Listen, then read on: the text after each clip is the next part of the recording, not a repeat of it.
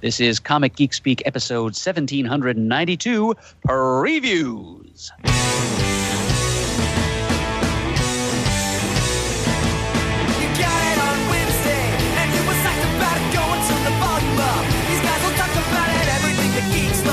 So laser beams, opinions like the seasons on everything you read in comics, movies, games, toys, artists, comic geek speak, comic geek speak, comic geek speak, comic geek speak, comic geek, uniting the world's mightiest heroes. This is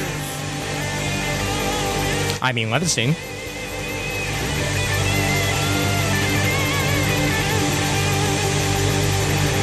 Where'd you go, Murd? Oh, I'm right here. I'm Adam Murdo.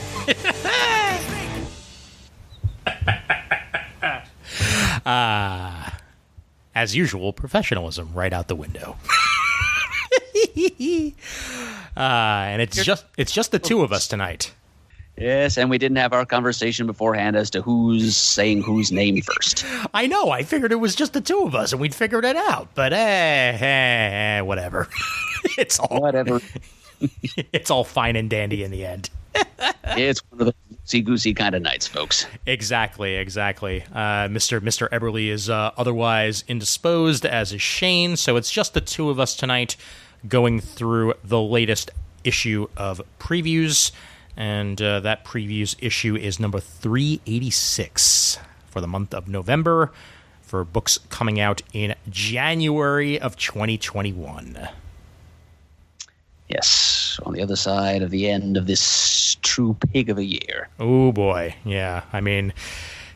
It's been a long road, but we're getting there.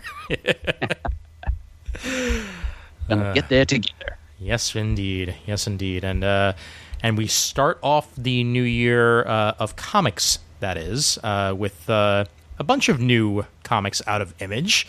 And we begin with a book called Ha Ha! Number 1 on page 30. Send in the clowns. They'll all be clowns. I would have expected nothing less, Murd. Well done. I was trying to do a Judy Collins impression. It wasn't working out very well. It's fine. I mean, it's better than the unreleased movie of... oh God, what was it? The Nazi clown that Jerry Lewis played? Oh, The Day the Clown Cried. Yes. One of those forever wanted but not quite wanted pieces of lost media that's sitting in a vault somewhere. Yes, a Hollywood legend of bad taste thwarted. You ain't kidding. This one seems to be a little bit different, as the writer is W. Maxwell Prince, with art and cover by Vanessa Del Rey. W. Maxwell Prince is known for Ice Cream Man, a book that was mentioned many a time on the show. Mm-hmm. Yep, very innovative and internally diverse take on horror comic storytelling. And now, in the minds of many people, clowns and horror are kind of next-door neighbors. They share adjacent rings in the big top. So W. Maxwell Prince is now taking kind of the same approach he took to the Ice Cream Man, in that he's kind of approaching the subject from a different generic angle and a different style in each issue. And he's even teaming up with a different artist for every issue, it seems here. It says here, after Vanessa Del Rey, we'll be seeing Gabriel Walta. We remember him from Tom King's Vision maxi series. And, of course, Roger Langridge, who's an excellent candidate to draw clown stories because he's done so before. Mm-hmm. Yep. He had a series called Fred the Clown several years ago. Yeah, I'm not the biggest fan of clown narratives myself, but if anybody's going to sell me on its the potential of clown comics to make a return in 2021, it would be W. Maxwell Prince. Well, the art of this first issue does look pretty down to earth, and I can easily see it turning creepy as the pages move forward. So it definitely has me intrigued. Yes, and I think we can assume that not every single issue is going to play up the creepiness of clowns, since he's going for diversity here. Sure. So, but it's a good place to start. Mm-hmm. Yep. Yes, indeed. And then on the very next page, we have a new 5-issue miniseries by Brandon Graham of King City and Prophet. And just from the preview pages alone, this does not look like your average comic, and I think that's probably a good thing. As this is about Eugene, who's a new inhabitant of Elephant, which is a walking city on the desert world of Crown Majesty. That in and of itself sounds like an LSD trip. And then you look at the art, and that it bears that initial impression right out. You ain't kidding. Yep. And that's I've enjoyed the things. I've enjoyed Brandon Graham's work in a couple of the earlier things that he's done. The artwork reminds me of what if some of the animators on those early 70s episodes of Sesame Street got together and did like an animated science fiction movie for heavy metal or something? Oh boy. Very distinctive style, and I'm happy to see some more work of his coming down the pipeline from Image. Yes, indeed. And this is a 5-issue miniseries again, Rain Like Hammers, on page 34. And then I mentioned it a couple times before. We do get the first volume, which means I'll finally get to read this. Although I still have to finish Chew, actually. Now that I think about it, I still have at least 3 or 4 volumes of Chew to get through before I read this. But this one does stand on its own a little bit, so you don't necessarily have to have read all of Chew to enjoy this. But this is Chew, spelled C-H-U, about Tony Chew, yet another Cybopath. Who's able to get psychic impressions from what he eats. That's Tony Chew. And then Saffron Chew is a Cibupar who's able to learn secrets from who she eats with. And that's just yet another member of the Chew family, and making this this series that much more intriguing as we expand the Chew family line a little bit. A felonious new food noir about cops, crooks, cooks, and clairvoyants. It deserves an Eisner based on that sentence alone, I think. Oh, you ain't kidding, yeah. And everything I read of the first Chew series was fantastic. I just fell behind, and actually, I think my Chew series was some of the stuff that I sold off or got rid of in singles. So I'm gonna have to probably turn to the public library or Comixology Unlimited to read the rest of Chew, but it will happen. And then once I'm done with that, I'll go ahead and tackle CHU Volume 1. Yep. Focus your Chew-chi. Love it. I will not apologize. Oh, no, please don't. And how about the return of Mark Silvestri? That's a name that I haven't seen bandied about too much in the last couple of years. Yeah, nor have I. The Rise of the Magi, huh? Mm-hmm. Yep, on page 40, collecting all 7 issues of Rise of the Magi. He's not on art duties for this, though. That's being done by Sumi Kesgin and Tina Valentino. But he did draw the cover, and my God, that is classic Silvestri on the cover there. There's no mistaking it. Yep. All right, what else you got for Image? Don't think I have anything else in the way of new series anyway. Just your usual stories, ongoing series that I've been following along with. Yep. I'll mention on page 45 real quick, for anybody who was looking to check out Pulp, the Ed Brubaker and Sean Phillips series. Since Chris isn't here, I'll just go ahead and go for him. There we go. This is the trade paperback edition of that. So anybody who was waiting for a cheaper softcover version of Pulp, it is now available, and that is solicited on page 45. And it comes out to the 8 days before my birthday, so go figure. All right.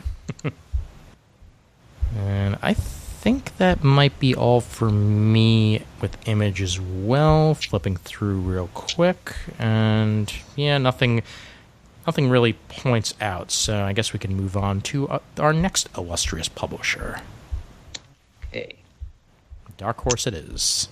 It's Dark Horse it is. And Dark Horse is leading off with a new 4-issue miniseries from the mind of Matt Kint It's called Crimson Flower, and it's about a young woman who goes on a mind-altering journey through Russian folk tales, trained assassins, and government conspiracies.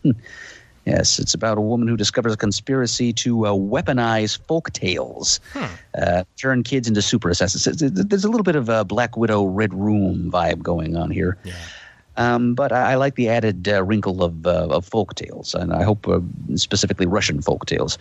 It's a great concept. I'm a little leery of the art samples we're seeing here by Matt Lesniewski, I guess. Yeah. I'm loving the variant cover by Malachi Ward, though, who is a CTS listener whom I met out at Emerald City last year. Malachi, if you were doing the interiors, I wouldn't have to think twice about buying this one.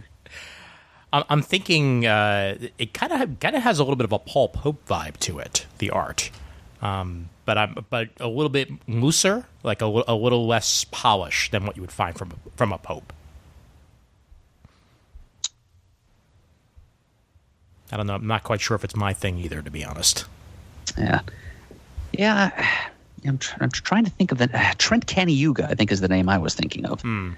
An artist whose career peaked in the 90s and whose style is somewhat reminiscent of this. Got it. And I have to mention on the next set of pages, it took me a minute because Dark Horse already has the Avatar: The Last Airbender license. And when I saw Avatar: The Next Shadow and didn't actually look at the rest of the cover at first, I'm like, oh, a new Avatar series. Are they continuing The Last Airbender? Are they going past Korra? And then I saw that there were blue people, and I got a little less I got a lot more disappointed. Nope. It's that Avatar. Nope. It's more Dancing with Smurfs, yes. Yep. Dances with Fern Gully, I like to call it. That's also good. Yeah, James Cameron's Avatar is returning. There's at least 2 more movies in the pipeline. I think possibly even 3. But this is a comic series, a 4-issue miniseries in the Avatar universe. Avatar: The Next Shadow, written by Jeremy Barlow with art by Josh Hood. And if you like Avatar, then you might like this. I'm probably skipping it. Yeah, I'm pretty sure I am too. Yeah. Art looks very adequate, though. I will say that it's definitely some good comic art there. Yep. Not faulting the art. I'm just not that interested in the franchise. Exactly. Art by Wes Dzioba, I believe is how you pronounce that name, but that's on page 64. The trade paperback of Tales from the Umbrella Academy, You Look Like Death, is being solicited on page 69, along with issue 5 of 6 of You Look Like Death. So I guess they're just advanced soliciting the trade paperback because issue 6 hasn't even come out yet. And yeah, Dark Horse seems to want to get ahead of the game in the trade market here because they do that several times in this catalog. Yeah, it is definitely the case because now I look, it says it's on sale March 17th. And the issue 5 comes out on January 20th. But at least that means there won't be too much of a break in between the end of the miniseries and the solicit for the trade. So that's good to see. Right. And that is on the giggity page 69. Okay.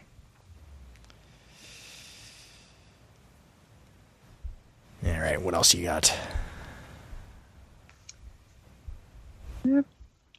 Honestly, kind of, January is going to be a pretty affordable month for me, I have to say. Yeah. New things I don't seem to be buying from the first 3 publishers we'll be talking about here. Yeah. I'll yet again mention an advanced trade, which is page 74.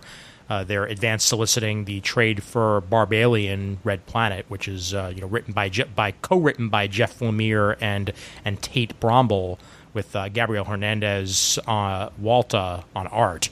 And they're soliciting issue 3, and they're soliciting the trade on this very same page 74. So if you're reading it in singles, you can pick it up in January, issue 3, or you can pre-order that trade paperback, which will be on sale March 31st. And then Bill and Ted on the very next page. Also March. I sense a pattern. Yep, and just like that, my comments on Dark Horse are spent. Yeah, mine pretty much as well. So I think we can switch over to DC, shall we?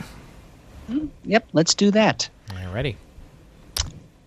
And this is a very, very important issue for the DC previews. This is issue 6 of DC Connect, and we begin Future State. And it's going to be a very unique couple of months for DC Comics from the looks of it. Mm-hmm. Yep, very unique, and I'm afraid for this reader, mostly very skippable. Yeah, I'm interested in a lot of what they're doing here, but the cynic in me, which I hate it when it comes out, especially when we're talking about something I love so much as comics. You know, the cynic in me makes me wonder just how much of this is going to last and how much of this is just a stopgap because of everything that's been going on at DC. It's a question worth asking. Yeah. And I have no problem with them doing little stopgap filler initiatives like this. I was all on board for Convergence because lots of weird character mashups and lots of iterations of well-known DC figures making a return appearance by creators that we haven't seen in a while. They seem to be focused not only on the future of the DC universe and its denizens, but also on some future talent, because a lot of these things are written and drawn by people of whom I have not heard. Yes. But there are some known names kind of sprinkled in. And, which I like, frankly, because I think I mentioned it when we were talking about it on the Comic Talk, that it's nice to see new talent in there. And when I started reading comics in the 90s, that was the beginning of a new era of characters in DC in a lot of ways.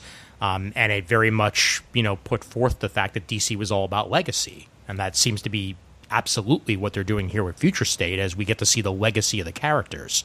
So it may very well be a good thing. It's just they have to show me as much. And that is fair. Yep. And the first one that catches my eye, While the Aquaman one does look cool by Brandon Thomas, the one that definitely catches my eye is on the very next page, which is page 5. Future State: The Next Batman, as it's written by John Ridley, and art is by Nick Darrington, and it's our next Batman, basically. Plus, also starring the Outsiders and Arkham Knights. As we get to see whoever is behind the cowl at this point.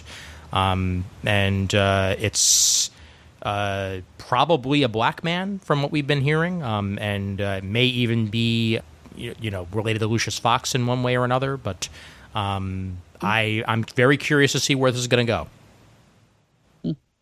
Well, he does have his son Luke flying around, who was Batwing for a while. Mm-hmm.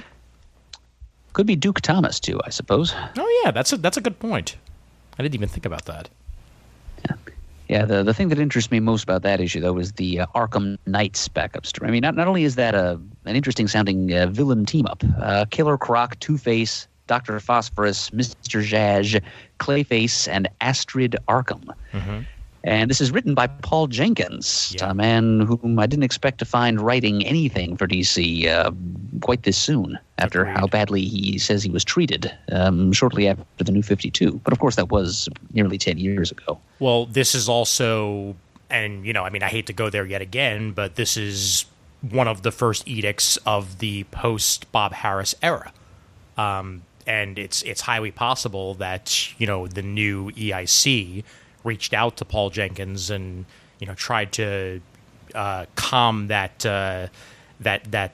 relationship a little bit and let him know that things have changed, and I guess now he's going to find out. Well, I hope so. It seems to me that there are a lot of bridges that could stand to be rebuilt between DC and a variety of creators. Absolutely. So Paul Jenkins is a good place to start. If Judd Winnick comes back, then I'm sold. Because that is yet another bridge that was burnt with the New 52. And we have not seen him do pretty much anything for DC since then. And we've got Future State Batman Superman on the very next page by Gene Yang. Immediately interested because you had me at Gene Yang. And art and cover by Ben Oliver as well. And like to see whether this is, old or new Batman and Superman, or if it's, somewhere in between, because that cover does look a lot more like traditional Batman and Superman than future Batman and Superman. Well, this is true. Yeah, and we were told coming in that these Future State one-shots and series were going to be scattered throughout. They weren't all going to be taking place at the same point in time. Right. It's the cover of a variety of different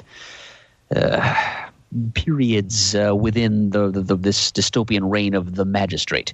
And the copy here for Batman Superman says that this is set in the early days of the Magistrate's occupation of Gotham City. So you're probably right, Ian. This probably is a version of Batman and Superman closer to the ones that we know. Yeah, good point. As we do get Bruce Wayne on the next set of pages for Future State Dark Detective with Mariko Tamaki, one of my favorite newer writers, getting her shot at writing some Bruce Wayne action.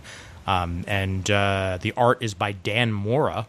And then we have a Grifter backup by Matt Rosenberg with art by Carmine Di Gian Domenico.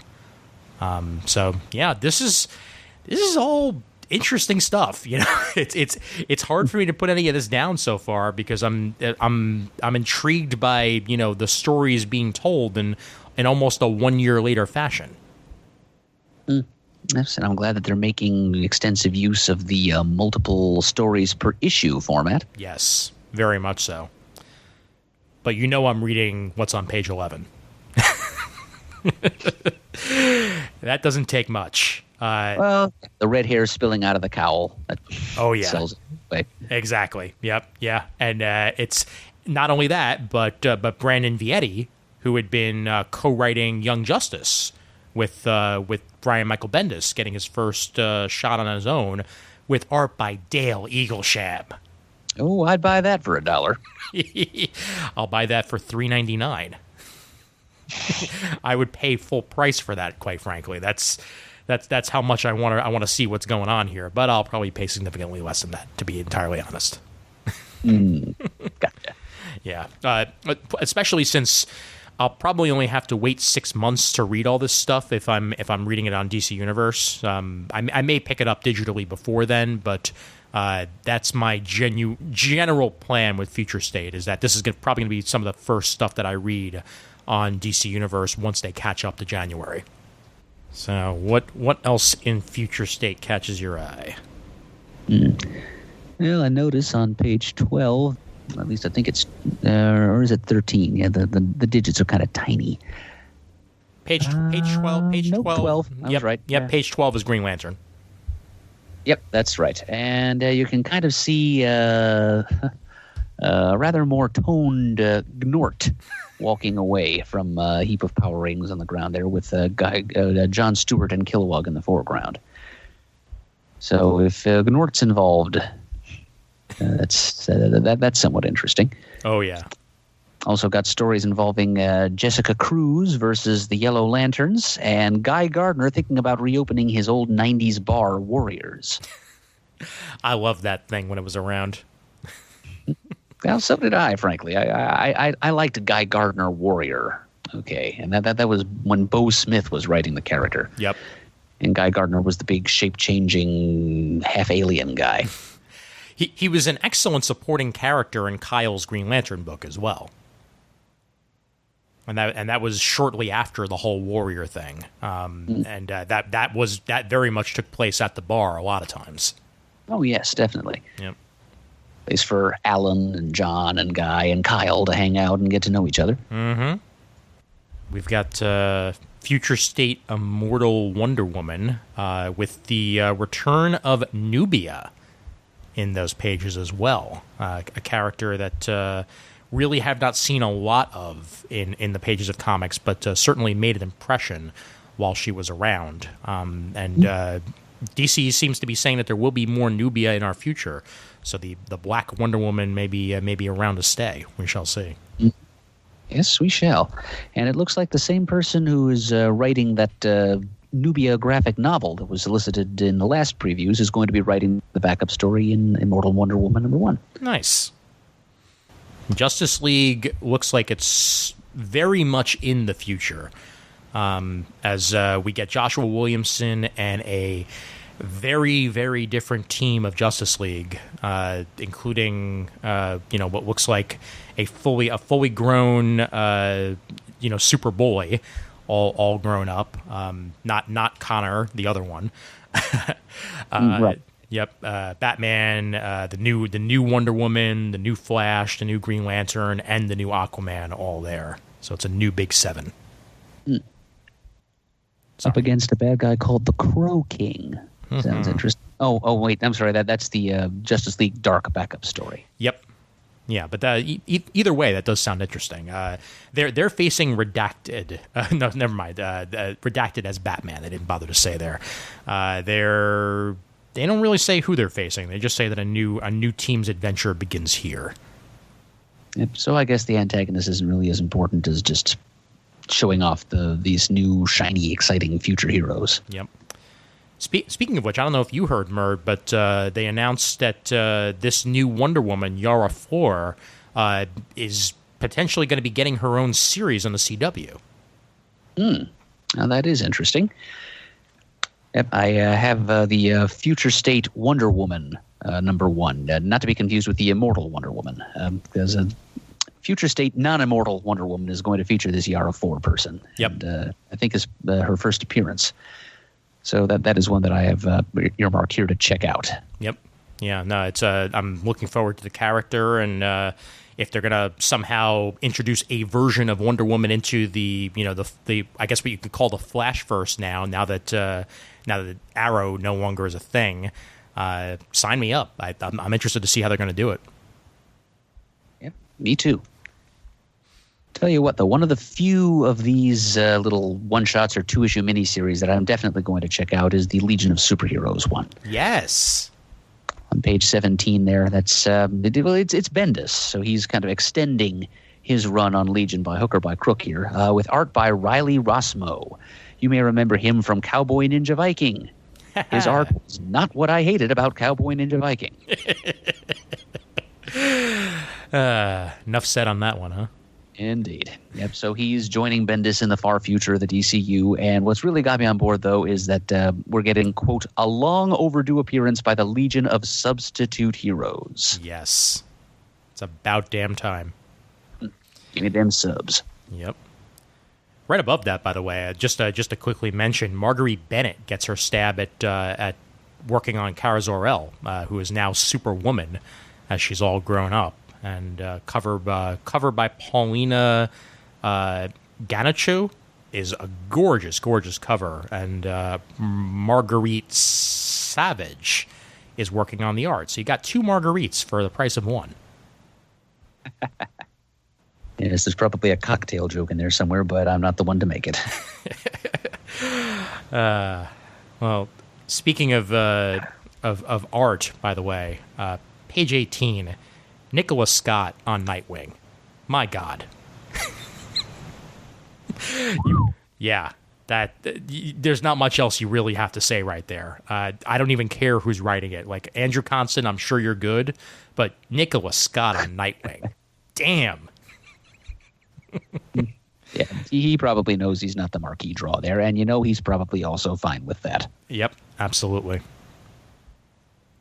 Yeah, they've got their star artists out for a future state. Like Eddie Barrows is doing Robin Eternal on the very next page there, page 20. Right after the cancellation of Shazam, we get future state Shazam.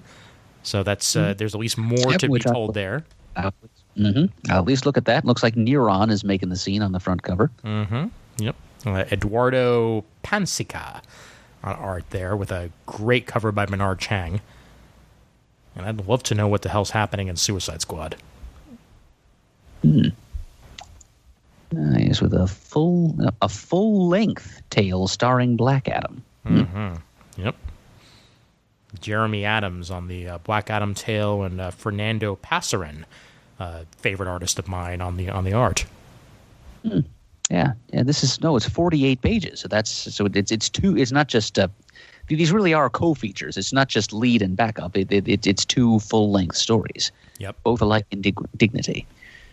Absolutely. And while I am interested in Future State Superman of Metropolis, I'm more interested on what's on the very next page. That's you and me both, actually. Yeah, that's Future State Superman versus Imperious Lex, #1, written by Mark Russell, art by Steve Pugh. Welcome to Lexor, everybody.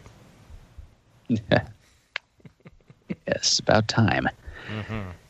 Lex gets out there and opens up his own franchise on an alien planet. Yeah, that's a concept held over from pre-Crisis, of course, and seeing how it can be realized with this New 52 DCU Rebirth Lex will be interesting, especially written by master satirist Mark Russell. Yep. And then the very next page, page 24, Future State Superman Worlds at War #1. Now, not only does he have the Kingdom Come logo on his chest, which is one of my favorite Superman logos. So clearly this is, a little bit older of a Superman here because we are in the future. But a whole, war world thing going on. Some of my favorite Superman stories involve him in some sort of a barbarian angle. There was a comic from the mid-2000s where him and Wonder Woman got trapped on a planet and aged, years and years and years ahead of actual real time and lived out an entire lifetime on there and almost fell in love. And then he wound up back home and only a day had passed, but he never gave up on his love for Lois. And that's one of my favorite Superman stories of all time. And it was very much war heavy. So I can only imagine what this one's going to be like here with Superman Worlds at War #1, written by Philip Kennedy Johnson with art by Michael Janin.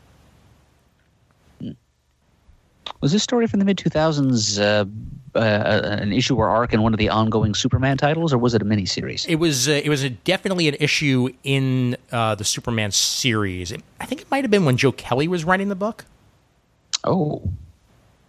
Okay, that takes us back. That's that early 2000s. I think that would probably be. Yeah, I'm not sure if Monkey was on art or not at that point, but I'll have to look it up at some point what the actual issue is, and maybe I'll bring it up on the next Comic Talk. But that issue just really continues to stick out to me to this day as one of the best moral stories of Superman, and also where his heart lies, that even spending so much time with Wonder Woman that it was impossible for him to forget just where his allegiances actually fall. Yep. And it does sound like the kind of thing that Kelly would write too. Yep. Cramming some big ideas and big character development into a small space. And then funny enough, Superman and Wonder Woman are together on the very next page by pure coincidence. How about the cover to that Swamp Thing Future State? That's a striking image. Yes. Dire ramifications going on there. Yep. By Mike Perkins. Yeah. And he does the interior art as well, which is not always the case with these Future State issues. How about on the next page, the Teen Titans Future State, crossing over from the world of animation, Red X. Huh. Interesting. Yeah, that's okay. All right. I mean, it's one of the few characters that hasn't crossed over from, that started in animation that hadn't made their way over to comics yet, so why not? Have we seen Kitten yet? I don't know. Have we? I mean, we got. I don't. Well, I'm trying to think. We got that character that had to fill in for Dick Grayson in that PSA with the Teen Titans that was animated back in the 80s. Well, the Protector, I think his name was. Yes. The Protector showed up in Heroes in Crisis, if I remember correctly. Yes, you do. Yeah. So yeah, let's bring on the Red X, and it's also written by a writer of the animated world, the writer of Death and Return of Superman, Mr. Tim Sheridan. All right. Well, welcome to comics, Mr. Sheridan. He's also writing the Shazam 2-issue series. Yep. And is it just me, or is that the return of early 90s Nightwing outfit? Oh, yeah. I can see a hint of gold. Yeah. Yeah, good catch, Ian. Yeah, first time I've seen that in a while. All he needs is the mullet.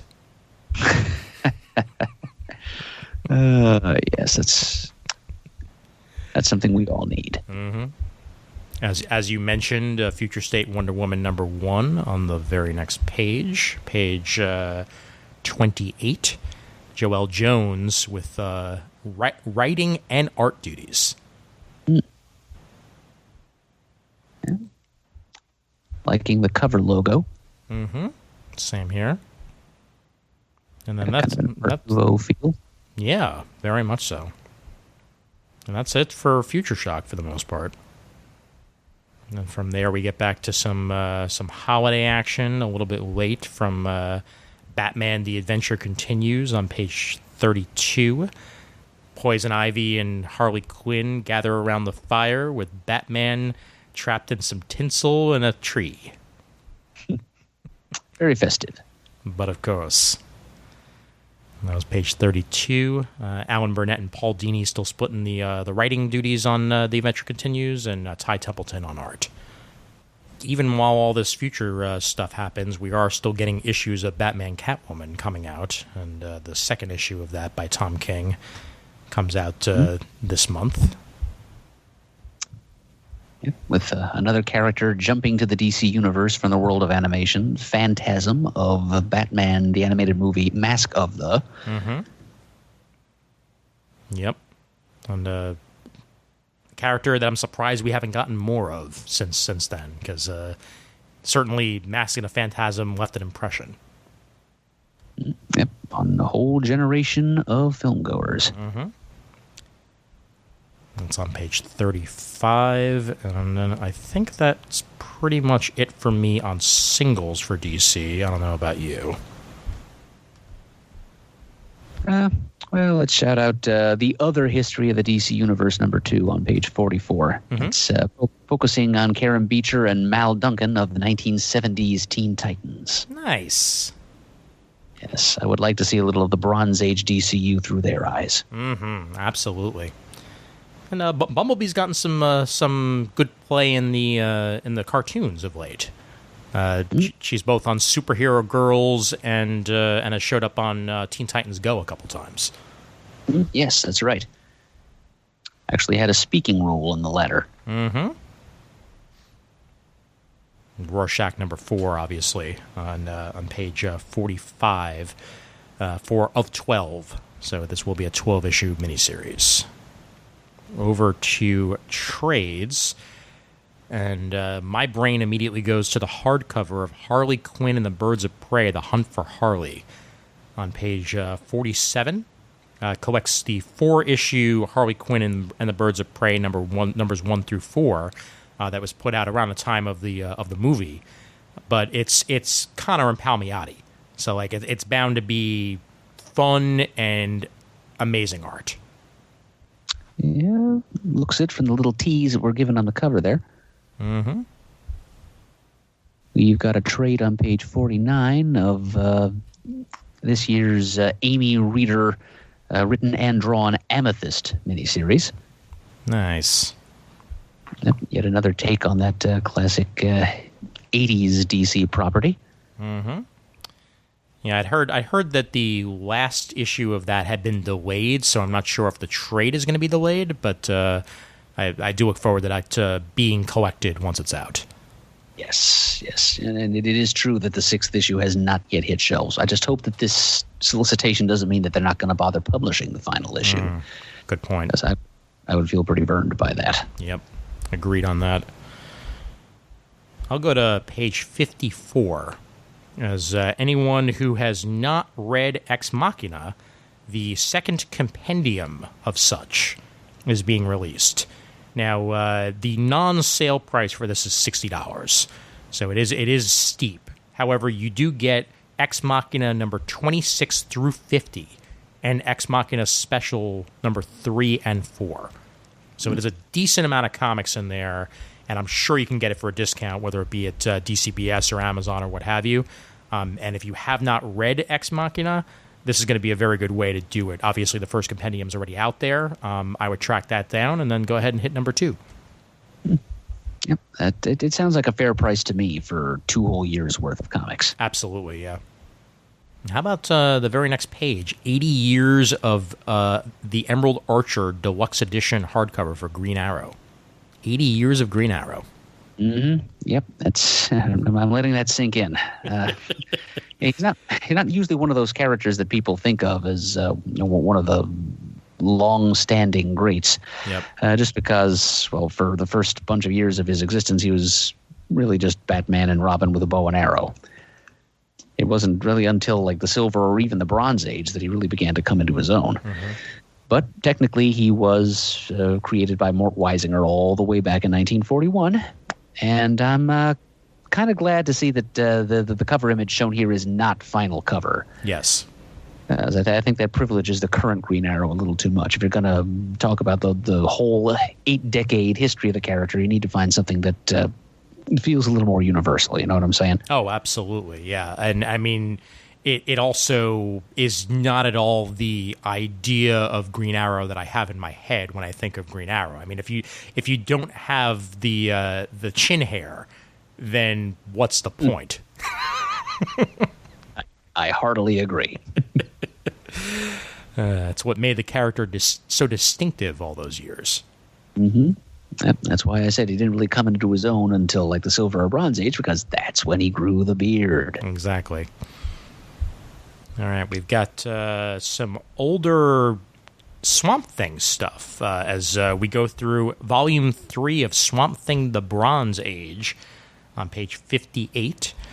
A whole bunch of Martin Pascoe and Dan Mishkin, Len Wein, and Bruce Jones stories to be told here. Wow, Bruce Jones. Yeah. That's a... Yeah.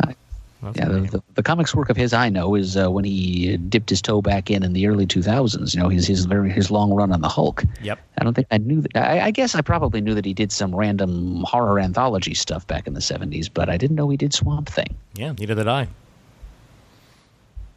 That was a very uneven run on the Hulk, to say the least. Yes, that's a diplomatic way to put it. It started off strong. I mean, I loved it with the Diodato art and everything. Like it definitely had its personality to it. But yeah, it kind of went off the rails after a while. All right, I think that's pretty much all I have to say about trades. I don't know about you. Yeah, that'll do it for me as well, I think. Okay. So overall, you know, a whole bunch of future state stuff and other things to be told in DC. But you know, I am actually a lot more positive about it than I thought I was going to be. Looking at those solicitations actually has me very interested. Mm-hmm. Yep, and I think some of your positivity is rubbed off on me, Ian. It may not lead me to buy a whole lot more of these things than I was originally planning to, but at least now I feel I'm a little more open-minded and a little more, sanguine about the opportunity that's being given to some up-and-coming talent. Well, then clearly I've done my job. Mm-hmm. Sleep the sleep of the just tonight, my friend. Will do, sir, will do, as we roll over to IDW. And what a way to start with IDW. Was okay. It's my turn, and I'm going to do it this time. Oh, no, please. Yep, Chris, we're doing this in your honor, most definitely. Absolutely. Boy, oh boy. John Romita's The Amazing Spider-Man Artisan Edition. Written by Stan Lee, art and cover by John Romita, and you cannot get prettier than this with the original pages. The original pages of Amazing Spider-Man by Romita reprinted here. Oh, it's gorgeous.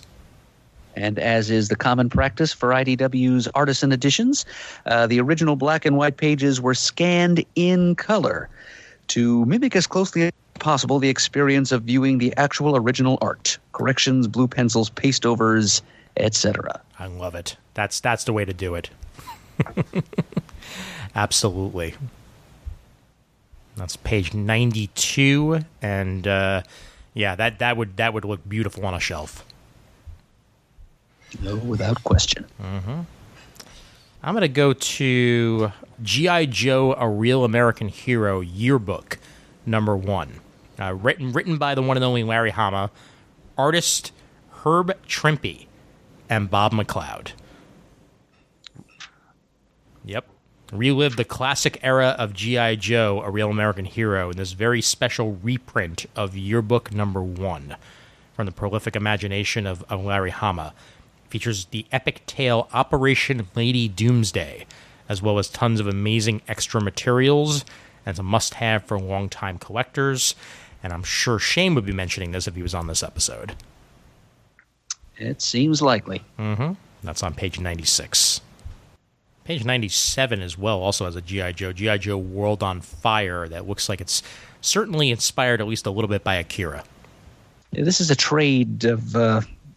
it looks like it's the first few issues of a recent... I don't remember if it was a mini-series or the first arc of what was supposed to be a new ongoing, but it's kind of a new generational take on the whole G.I. Joe concept. I think Chris was interested in checking it out. I don't know if he actually did, though. Yeah, I do remember us bringing it up. Nothing else really has a number 1 this month that catches my eye. Although I will mention the Marvel Action Captain Marvel number 1 has not only Captain Marvel, but also Gwen Stacy, a.k.a. Ghost Spider, which is what she's going by these days, on page 104. So starting off with some girl power action. Couldn't hurt. I'll mention on page 106, one of our favorite creators, Tom Zoller, is writing another issue of the My Little Pony ongoing, as its season 10 project goes on. It's the return of Cheese Sandwich, who is the master party planner pony voiced by Weird Al. Nice. And collecting on the very next page the crossover that we were all dying for. My Little Pony Transformers, Friendship in Disguise. Yep, I have the first 3 issues of that in hand, and Ian, based on the limited exposure I give to myself of new things that I just buy. I never actually read them in detail. I just kind of flip through them, but I enjoyed the heck out of what I saw on those pages. Nice. And another friend of the show gets some Star Wars action in her life, and she loves doing it. Usually with two children on the couch and probably a glass of wine in her hand. But Katie Cook's Star Wars Adventure number 5 on 108.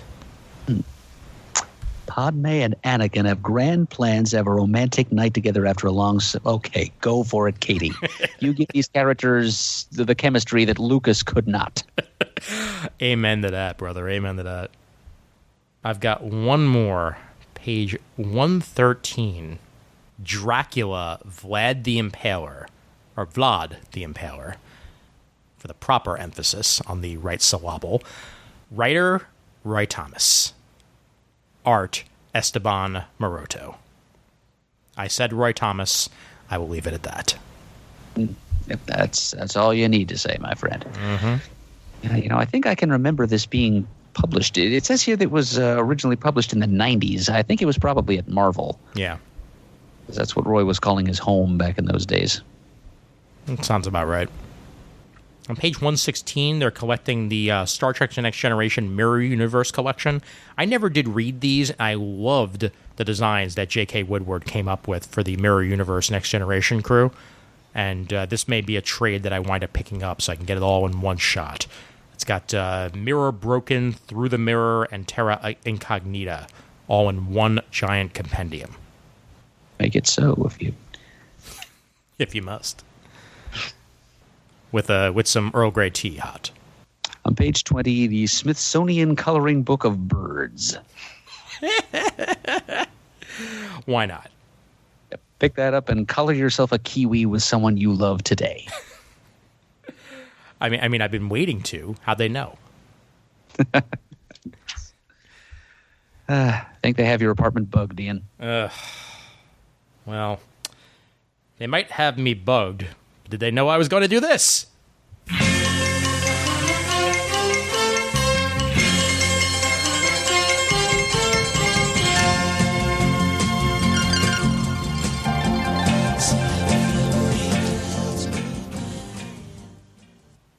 They never saw it coming.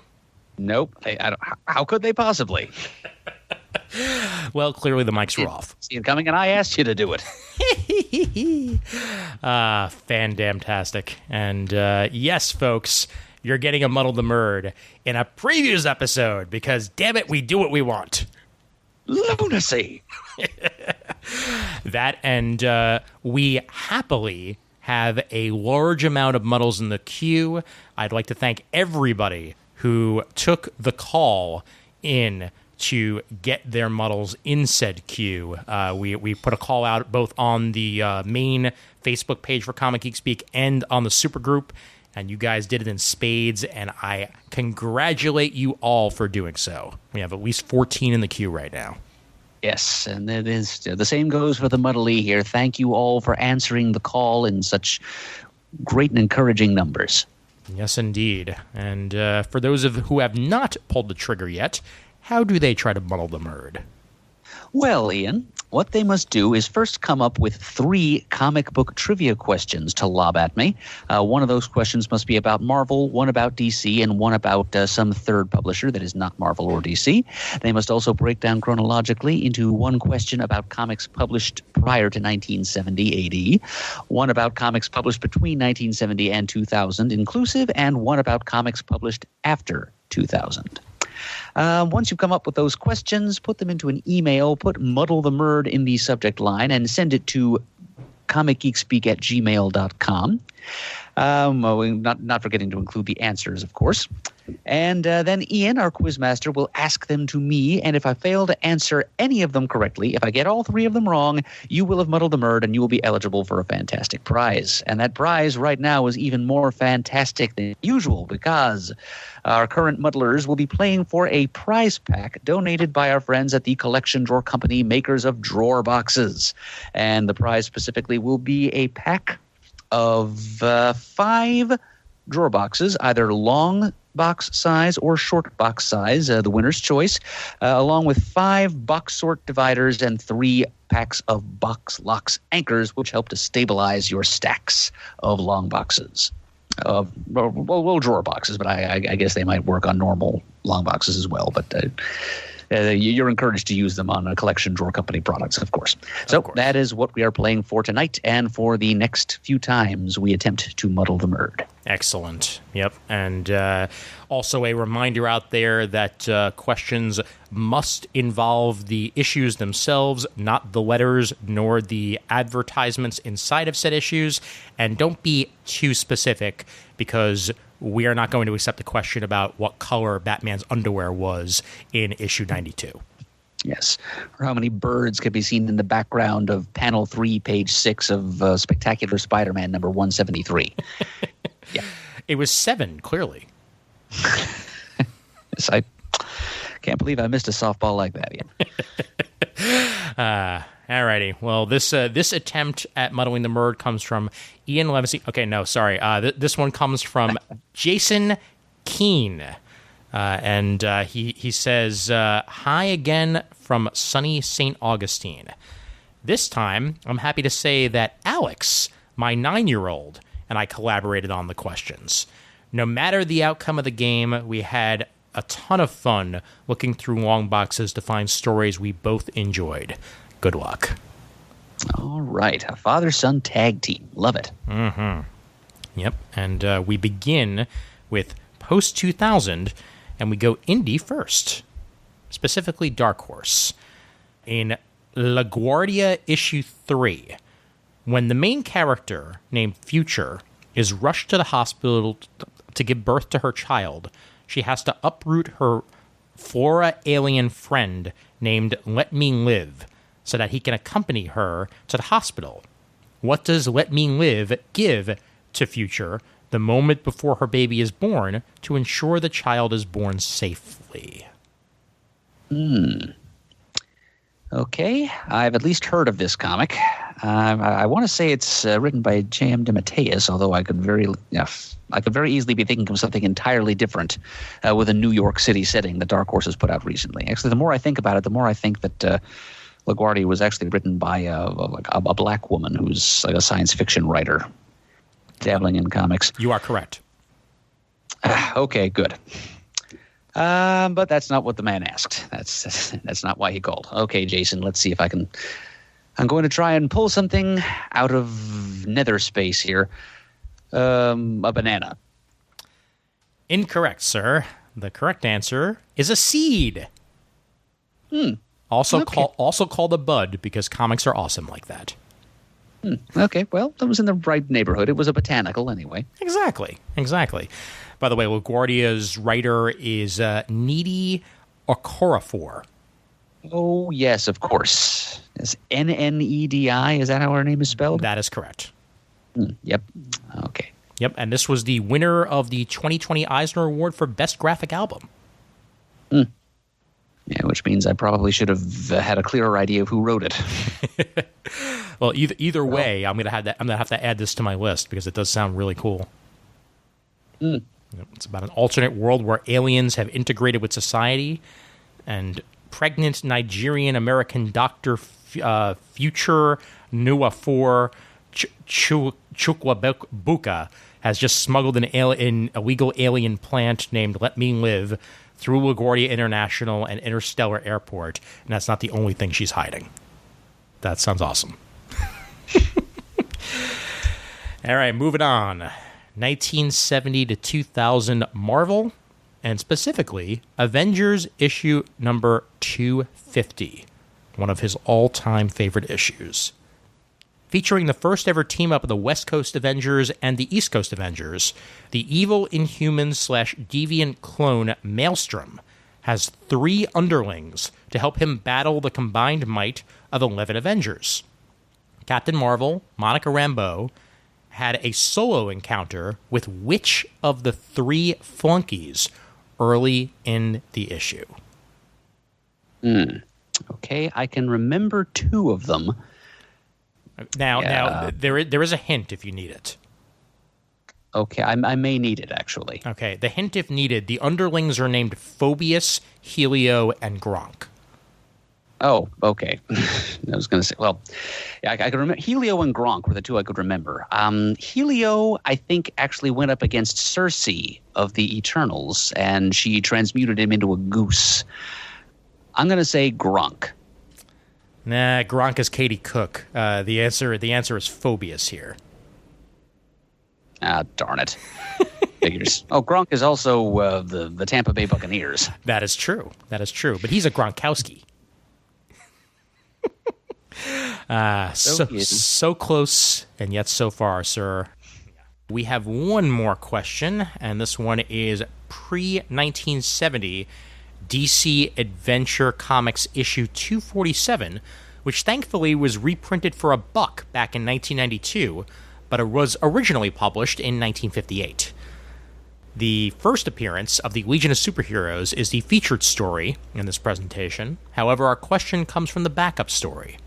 A superstition-obsessed recluse has left behind his fortune of $8 million to the charity of now 80-year-old Green Arrow, and his choice is that if he's able to use 13 superstition-themed arrows in one night to defeat all the crime he encounters. According to the will, if he is unable to overcome the odds, the money will instead be used to create what? Well, I'm positive that I own that Silver Age Classics reprint of Adventure 247, so I must have read this story, but I'm drawing a blank as far as what the consequences would be if Oliver Queen failed to use those 13 arrows. You may be getting yourself some drawer boxes, Jason. Okay, what would a crazy superstition-obsessed old man choose to use his $8 million for? To plant a field of 4-leaf clovers.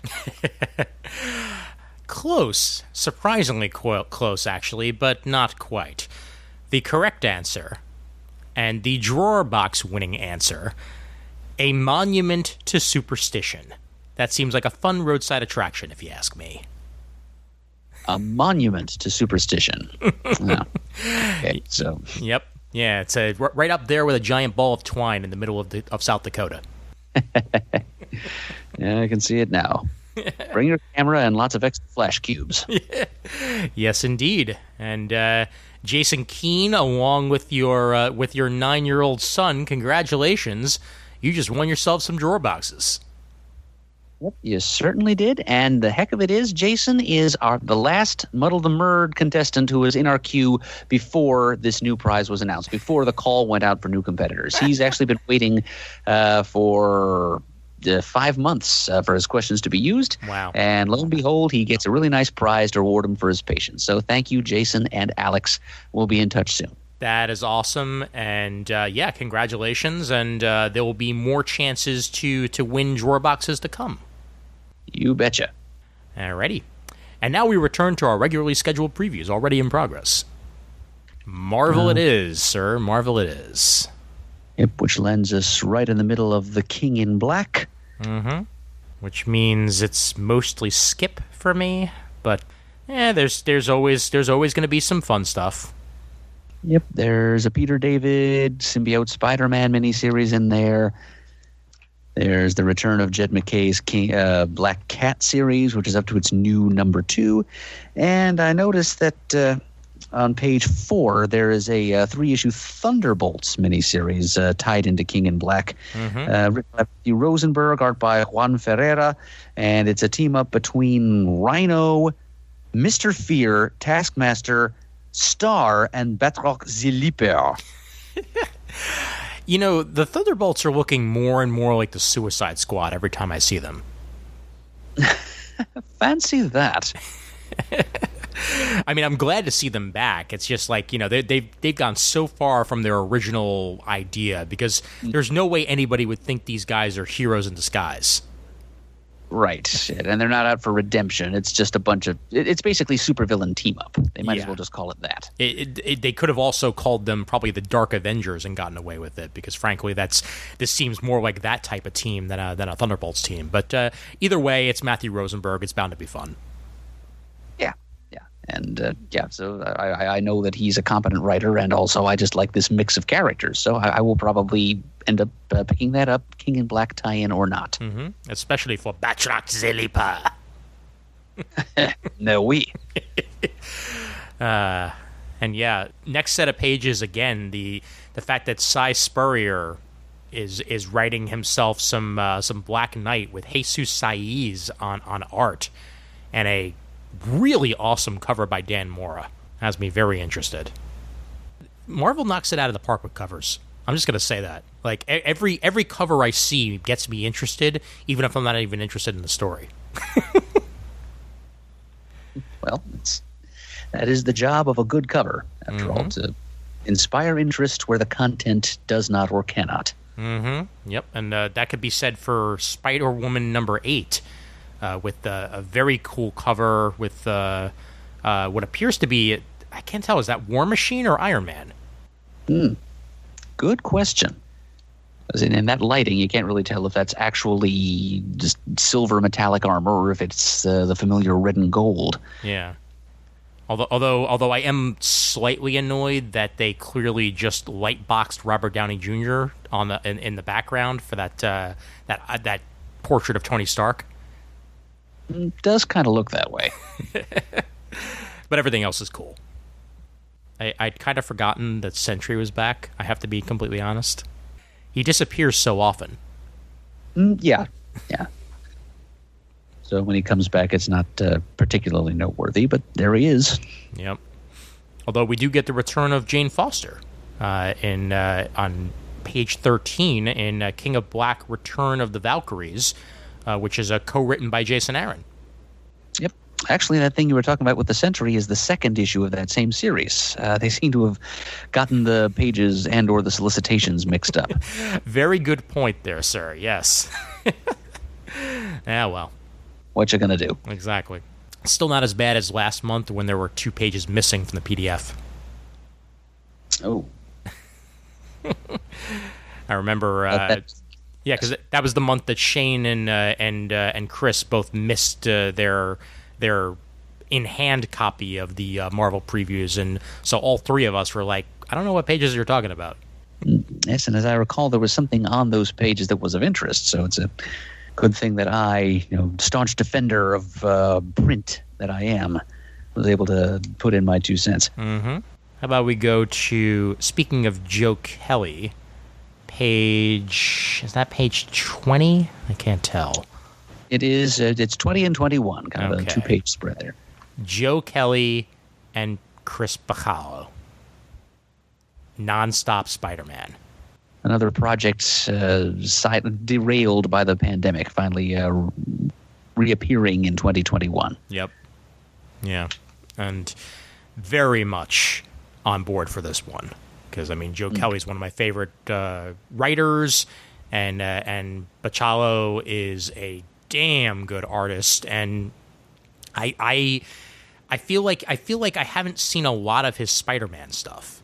I've seen him on tons of X-Men, but not a lot of Spider-Man, and I hope he does a good job here. Yes, so do I. Mm-hmm. But what matters most is on the very next page. Yes, because this is another one of our old CGS friends and allies who's made it good. Yep. Absolutely. Dave Wachter on a frickin' Iron Fist miniseries with the one and only Larry Hama. I'm so happy for him. Oh, boy. And it's so in his wheelhouse, too. Dave is a draftsman. And being able to draw all that kung fu action and the mysticism and the magic involved with Iron Fist, I'm sure he's having a blast. Oh, I bet. Yep, and some of those martial arts warriors that Iron Fist is beating up are riding horses, which is something that he mastered drawing during his Guns of Shadow Valley days. Mm-hmm. Yep, I have a horse he drew at Super Show in a sketchbook that I have somewhere, because I remember it was the panel that we used to run at every Super Show, where it was, each artist was given 10 minutes to finish a drawing, and he came out with the most detailed horse I've ever seen in 10 minutes. It was ridiculous. I remember Adam and Comfort complaining loudly about how hard horses are to draw. Yeah, and then Wachter draws that, and they're like, "Come on!" Good times. Good times indeed. Mm-hmm. We have another Maestro miniseries by the Maestro himself, Peter David. Yep, that seems to be his MO right now. He's just pitching series of miniseries to Marvel on certain concepts near and dear to his heart. He's giving us several 80s retro symbiote Spider-Man miniseries, which we are eating up like candy. And now the second consecutive Maestro miniseries, which I'm sure that you and I will both be buying also. Oh, yeah, absolutely. Yep, and Javier Pina on art. A damn gorgeous cover by Dale Keown. Like, come on, you got me. Even like that variant cover by Ed McGuinness. Oh yes. And what's that? What's that, Chris? I can hear you through the internet. Did you just go, oh? Yes, you did, because there's a new Shang-Chi. Legend of Shang-Chi #1. Alyssa Wong on writing, Andy Tong on art. Deadly Hands versus Deadly Blades. Need we say more? We needn't. But we can point out that this is probably the first time that Shang-Chi has ever been, a Shang-Chi comic has ever been produced by an all-Asian creative team. That is very true. Yeah, I'd love to get full confirmation on that, but excellent point, Murd. Good for them. You betcha. Mm-hmm. Let's see. On page 31, we've got something else that was kiboshed by the pandemic, finally getting itself back on the schedule. Children of the Atom, a new X-Men series from Vita Ayala and Bernard Chang. It's about, it looks like it's basically Young Avengers for the X-Men. It's a group of unauthorized kid sidekicks to the X-Men popping up out of nowhere. Yeah, no, I was looking forward to this when it was solicited the first time around, and Vita Ayala has been putting out some really cool and interesting stuff lately, and I look forward to this. I'd love to know who the hell these people are and where they came from, and whether or not there's something nefarious going on, or whether or not they're good at heart. Either way, it's going to be very interesting to check it out. And come on, Bernard Chang on art, like Come on. Come on. Come on. Fry, you got a pizza. All right. And then all the X titles are in mid-storyline, so don't really need to mention too much about that, except for the fact that on art for the X-Men now, on page 37, Brett Booth joins the X-Men. That's a name I usually see associated with either Image or DC. And now he gets to take on the X-Men along with Hickman. Very curious to see what that art's going to look like. It's going to look like something that should have happened a long time ago, I get the feeling. Yeah, absolutely. Yeah, I mean, he's a pretty good draftsman, and I mean, he's also one of those artists that's definitely matured a lot over the years. I think when he first started, he was a lot more of a, I hate to even say standard, but like the standard Image style. And he's definitely matured and crafted his own style over the years that I think will suit itself very well to X-Men. I'll just point this out real quick on page 40. Excalibur number 17. Queen Elizabeth III? That is a pretty cool cover. Oh, yeah, definitely. Betsy at her best right there. Right. Orb and scepter in hand. Mm-hmm. Love the hair. And still British. Yes, after all these years. Yes. Here's hoping she stays that way. Right. She was Asian for a little while, but she never stopped being British. Exactly. She was Asian for a while, but then she got better. Wait. Usually people come back from the dead and you say, but they got better. And she literally became Asian for a while, and now she's back to being British, and it's okay. We're all right with that. Yes, it is. It is. How's this? I mean, Christopher Cantwell on Iron Man I'm definitely going to check out, but the fact that the first act of the Books of Korvac reaches its stunning conclusion in issue 5. Yep. Sounds pretty ambitious to me. And we know Chris was pleased with the first issue of this Iron Man series. I am too. And, of course, those Alex Ross covers don't hurt a bit. Mm-hmm. Ain't that the truth? The very next page, a Immortal Hulk one-shot by the one and only Declan Shelby on art and writing. That's got me very interested because, the draftsmanship on that cover alone, I mean, you have me sold. Yeah, I'll probably be waiting for the trade on that one. That's what I've been doing with all of the Immortal Hulk stuff, actually, since I got in. I got in on it so late. Right. Hey, Immortal Hulk number 43 has Al Ewing's take on the UFOs, so that's something else to look forward to. Yep. Right underneath that, page 46, Fantastic Four, number 28, R.B. Silva on art, Dan Slott on writing, Nullified. The frickin' Nullifier is back. The weapon that could have stopped Galactus is now in the hands of somebody maybe bad? Who knows? The ultimate Nullifier right there. Yes. The deadliest weapon in the universe, the greatest force it could ever be leveled at. Greater than Galactus? Mm-hmm. Read on. Yep. Okay.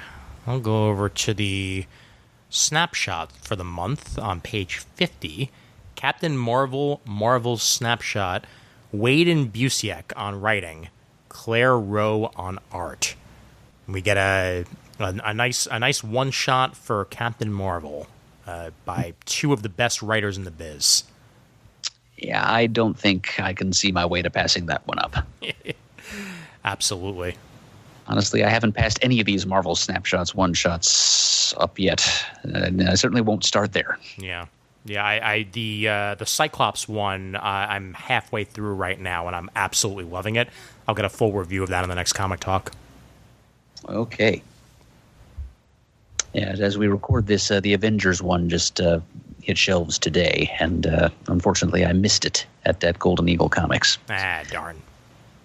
All right, I'm sure, at least in passing, Chris would be mentioning U.S. Agent number 3 of 5, as it's Chris Priest and it's U.S. Agent. It is indeed both of those things, and I expect it will also be a third thing, i.e. good. Yes. Very much so. We have to talk about page 61, Ian. Oh, of course.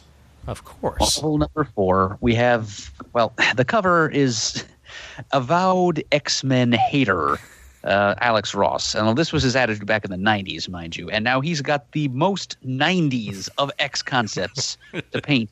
He's painting like Liefeld era X-Force for the cover of Marvel number 4. I feel like they did this just for me. Because, I mean, yeah, I may not have been the biggest Liefeld fan, and I've even thrown in the joke every now and then, but I've always kind of wondered what Liefeld art would look when beautifully painted. and now I get my answer, and that's a damn good cover. Yeah. That's an answer worth the wait, isn't it? It is. It absolutely is. And we forgot to mention who else is in the credits for this issue.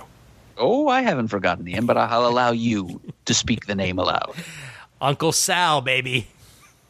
Uncle Sal in a Marvel comic. Along with Hilary Barta and Daniel Acuna and Alex Ross. I can't wait.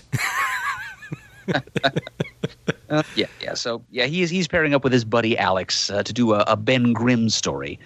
And Doug Rice and Hilary Barta explore the earliest adventures of Dr. Droom during the time of the Marvel Monsters. And I'm pretty sure that Dr. Droom is synonymous with Dr. Druid. It's Droom. He was like a precursor to Doctor Strange. Eventually his name was altered to Dr. Druid to make it sound less like Dr. Doom and also less stupid. Yeah.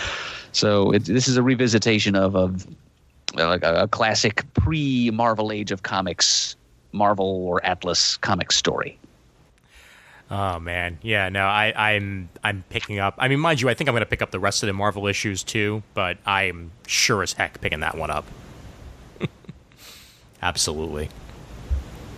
Also, just a quick mention the page before. Congratulations on 75 issues of Ms. Marvel, combined with all the different Ms. Marvel series. Magnificent Ms. Marvel number 18 marks 75 issues for Kamala Khan. All right, definite kudos to Kamala. Mm-hmm. And issue 5 of 5 of Shang-Chi this month, which means the trade is coming soon. Excellent. And looking at this here, this may give the lie to my earlier assertion that other Shang-Chi series is the first one to have an all-Asian creative team. As I don't know of what extraction DK Ruan happens to be, but it's every possibility that he or she has Asian ancestors. So, yep, that is true. Probably the same with Philip Tan. Oh, I am. I'm almost positive about Philip Tan, less so about DK Ruan. And we know who Jin Yang is. Yes, we do. He is awesome. Enough said. He's American-born Chinese. Yes, he is. All right, and we move over to Star Wars. How about the High Republic number 1? Yeah, there are a few substance abuse jokes that can be made about that title. Oh my God, I've been so high right now. You have no idea. I don't know what's going on. Oh boy, but you know what? Marvel don't care. It's Star Wars. It makes money. They're fine. Everything's fine. Right. And it's pre-Skywalker saga, so that's even cooler. This is like old Jedi. This is the equivalent of Dark Horse's old Knights of the Old Republic material. Yep, absolutely. Star Wars prehistory, and it's nice to see Marvel, getting into that now. Mm-hmm. Now, sir, I will direct your attention to page 72, and the image of the character there reminds me very much of the Star Wars, as I'm wondering if the general idea of this character stems from that cyborg character that got killed off, sacrificing himself in that version of Star Wars. Oh, right. Just last. I can't believe I can't remember who's father here. Was it Luke's? No. It was Anakin's father. Anakin, right? Whatever his Star Killer. Whatever. Thank you. Yes. It was definitely Starkiller. I think his name might have actually been like Luke Starkiller or something like that. But yeah, no, that's definitely what this evokes to me. Yeah, I can see the similarity visually, but no, I'm pretty sure he's supposed to be a bounty hunter. So yeah, I think the cybernetic elements may be where the similarity ends. Good enough. Yeah, sure. How about that X-Men animated series Rogue Bust that they have on page 74? I'm never going to own it, but that is gorgeous. Yep, that's agreed on both points. I will never own it, but it is gorgeous. Mm-hmm. As is the Storm on the same page. Oh, yes. All right, over the trades. Let's see what catches my eye. You know, I'm not one for that much of the barbarian style stuff, but Cull the Savage I am not familiar with at all. And these are the original Marvel years of Cull the Savage on page 79. Written by Roy Thomas, Chuck Dixon, Doug Munch, John Arcudi, and Jerry Conway, and Steve Englehart. I mean, those are creators alone right there that, have a pedigree to them, to say the least. And you've got a whole bunch of artists involved as well. Yep, this is dating back to the salad days of Marvel's non-code approved black and white magazines. Mm-hmm. So that's going to be some good, seamy 70s stuff. Yep, absolutely. I see they're actually putting out a hardcover of Untold Tales of Spider-Man. Yeah, that's a classic right there, Busiek. Absolutely, it is. Yeah, we talk up that series every chance we get on this podcast. Mm-hmm. Yep. And Pat Olaf was the star artist on that one, with a couple others in there, including Bob McLeod, Ron Frenz, and others. But yeah, I'm thrilled to see that Marvel is dipping back in and having this available yet again for a new generation. Yes, absolutely. Yep. Those of you who don't know, these are stories set back in the early days of Spider-Man's career, kind of stuck in between issues, or even in between scenes within issues of the canonical early Lee and Ditko Amazing Spider-Man stories, as told by Kurt Busiek and the aforementioned Mr. Olaf. And it was a bright spot back in some fairly dark days in the 90s, when a lot of fans didn't want anything to do with what was going on in Spider-Man's actual present-day series. Yep. So it's we will always be grateful to Busiek and Olive for the oasis that they provided us. Absolutely. And even if the Spider titles of the day had been more satisfactory, these still would have been damn good stories. So You've never tried them, pick up this hardcover with confidence. And in comparison, when John Byrne did X-Men: The Hidden Years, it didn't work out nearly as well. Yeah, I still liked that, actually. I agree that it's not quite on a par with Untold Tales of Spider-Man, but it's still good stuff. That's fair. That's true. Yeah. We got the complete Kirby War and Romance hardcover on page 83. Putting the non-superhero stuff out there, written by Stan Lee and penciled by Kirby.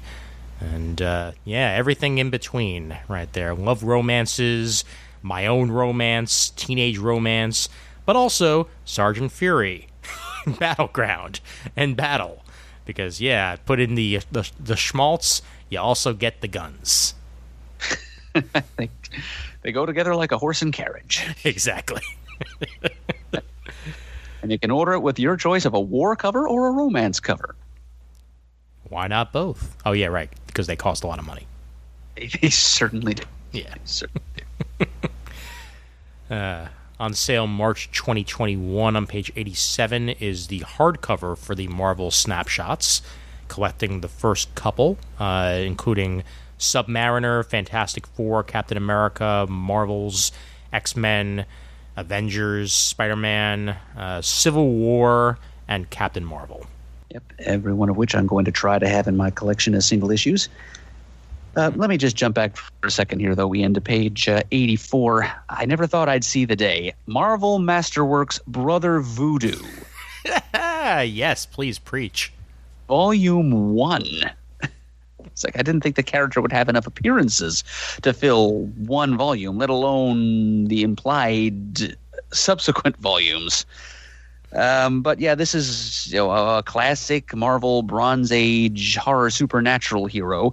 The Jamaican-born Dr. Jericho Drum, who fuses with the spirit of his murdered brother Daniel to become a practitioner of voodoo, going forth to bring justice to his native Haiti and beyond. At one point, he actually became the Sorcerer Supreme of the Marvel Universe during one of Doctor Strange's forced sabbaticals. He's been around for a while.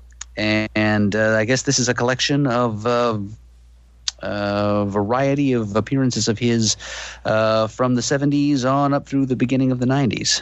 Fantastic. Yeah, no, I mean, like you said, I'm glad to see that there is enough to fill one of those Marvel Masterworks, but a character that has not had a lot over the years finally gets his due. Amen to that. Mm-hmm. Page 88. I'll mention this really quickly, and I'm only really mentioning it for the CGS history and the podcasting history in general behind it. The Civil War Marvel Select hardcover. I mean, Civil War has been, collected tons and tons of times over the years, but I just want us to remember how big a deal it was when Civil War was delayed and how it was the infancy of podcasting. Everybody was podcasting about it. I did on Comic Timing. CGS put out a special about it. Like, it was a big deal. And now things get delayed all the damn time. like time now in particular, it's understandable right now. I mean, there's extenuating circumstances. Oh, sure. Out the pandemic. Yeah, and I'm not even talking pandemic. I'm just talking, doomsday clock stuff that was scheduled to come out, bi-monthly and be done in a year. That takes 3 years to be done. And Civil War was delayed 2 months, I think, at the time, if I remember correctly. And it was such a big deal then. And then, times change. But if you do want to read listen to the special report on Civil War from CGS, you can do so in the archives. It's listed as Special Report Civil War, and it's from August 19th, 2006. To make us feel old, that was more than 14 years ago. Yep, and I haven't even read that far yet. You'll get there, my friend. You'll get there. Oh, one day, Ian. I believe in myself. All right, what else we got? Let's see. Let's see. On page 93, we've got the trade paperback of Peter David and Dale Keown's first Maestro miniseries. So we mentioned earlier that a second one is beginning in this catalog. Mm-hmm. If you missed it, here's a trade compilation of the first one, telling a few more details about how the Incredible Hulk eventually became the global dictator known as the Maestro. Dystopian future world. Yep. They're also putting out a Morbius trade paperback, probably in preparation for the eventual Morbius film, although nobody knows when that's going to actually wind up coming out. Who the heck knows about any movie at this point? I mean, hell, they just announced that Wonder Woman's going straight to streaming, so that's a thing. I thought it was going to theaters too. It's almost simultaneously. It's going to theaters, and then within the next week or two after that, it's going to be on HBO Max. Okay. Yeah, so it's going to be pretty close. But yes, anywhere there are theaters opened, it will be in. It's just they're not pulling their punches. They're going to be like, all right, we want people to be able to see this. We know theaters are closed, and they probably will be closed. Let's put it on streaming. But Morbius Preludes and Nightmares is definitely coming out in anticipation of the Jared Leto Morbius movie whenever that winds up coming out. And that's on page 96.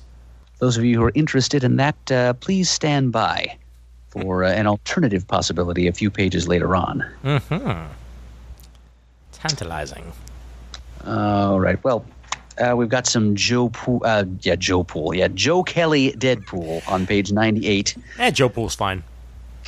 Yeah, I think he's okay with that. Joe Pool, Dead Kelly. It's volume 2 of the complete Deadpool by Joe Kelly in trade paperback form, collecting Joe Kelly's late 90s Deadpool run number 0 and also numbers 12 through 20, Deadpool and Death Annual 98, Baby's First Deadpool book, and Encyclopedia Deadpoolica. Oh, I love it. Yes, we were all agreed on this. I believe this came up in our last Comic Talk episode. This is, if you're not really a fan of Deadpool, try reading this. Yes. This is among the earliest and best Deadpool solo material out there. There were a couple of miniseries also that weren't bad. One of them was written by Mark Waid. But this is when the character really began to evolve a bit. Yep. And then much later on, again, the Nicieza Cable Deadpool run is a classic. Yes. Amen to that as well. Mm-hmm. And then what you were mentioning is down on page 103, but right before that, Luke Cage Epic Collection, the first volume of the Luke Cage Epic Collections, and boy, oh boy, is it epic. We got Power Man number 17 through 23 and Hero for Hire 1 through 16, all collected here. And yeah, it's nice to see Luke Cage get some further play in the collection game, and a nice cheap way to read it. Yep. So that's the first 2 years of Luke Cage stories. Yep. Put together in one handy dandy paperback volume. And on the facing page, this is what I was talking about. As Ian said, Morbius Epic Collection, the Living Vampire trade paperback. This collects everything that was going to be put into that Morbius Preludes and Nightmares trade paperback, except Amazing Spider-Man number 699.1, which I don't think we really need anyway. But this appears to be the complete Bronze Age solo adventures of Morbius, and even some stuff that's not solo precisely. His first couple of appearances in Amazing Spider-Man number 101, 102, Marvel Team Up number 3 and 4, Fear number 20 through 26, Giant Size Superheroes number 1, and material from Vampire Tales number 1 through 8, and Giant Size Werewolf number 4. Yeah, so this is Morbius meets Jack Russell. This is Morbius meets Blade. This is Morbius meets a whole bunch of people. It's when they took this Spider-Man villain, the living vampire, and turned him into a tragic horror protagonist. I didn't realize that there were this many Bronze Age Morbius stories, actually, but they're all collected here. 432 pages for $40. It's a better bargain than the Morbius thing was. Yes, it definitely is, and I honestly don't know why they're putting out both versions. Yeah, right? They did that with Black Panther last month, I remember. Like, almost everything that was mentioned in one of the collections was also in the Epic Collection. I guess the Epic Collections are probably lower paper quality, I'm assuming, because they're cheaper, but... Could be. Yeah. I really don't mind that one bit. The story is just as good whether it's printed on high-quality glossy stock or toilet paper. It's all the same to me. Yes. All I know is that you're getting 3 times the content for only an additional $24. Mm-hmm. Yep. Definitely. Sir, I will point your page to 108. All right, turning. Ah, there he is. My second favorite fictional purple dragon. Figment, baby. Figment, right. You may remember him if you were a guest at Epcot Center down at Disney World sometime in the 1980s or thereafter. One of Disney's most popular theme park characters, Figment, ever-curious star of Epcot's mind-bending attraction Journey into Imagination, as sidekick to the inventor known as Dreamfinder, who was steampunk before there was such a thing as steampunk. I actually had a stuffed Figment when I was a kid, a souvenir from a first-grade visit to Disney World. And so this is a collection of not only the Figment miniseries, but the Figment 2 miniseries. They actually published 2 of these things, so someone must have been buying them. They were written by Jim Zub, who is known for a variety of things he's done for Marvel, and also for some Dungeons and Dragons comics he did at IDW, so dragons are kind of his wheelhouse, I guess. I don't think I was even aware that there was a second Figment series. I know I picked up the first one. But yeah, I guess this is a chance to get both of them in one compact package, $15.99. Very cool. Yep. And I definitely rid that ride back when it existed, and I hope that Disney Parks finds something else to do with Figment now that his ride is no longer in action over at Epcot. I know they're doing a huge redesign of Epcot that they're in mid-stage of, but yeah, definitely not the world of imagination it once was. Well, if Figment is still remembered fondly enough by enough people to warrant 2 different miniseries, then yes, I think Disney probably could and should find something to do with him. Yeah, I agree, Ian. Absolutely.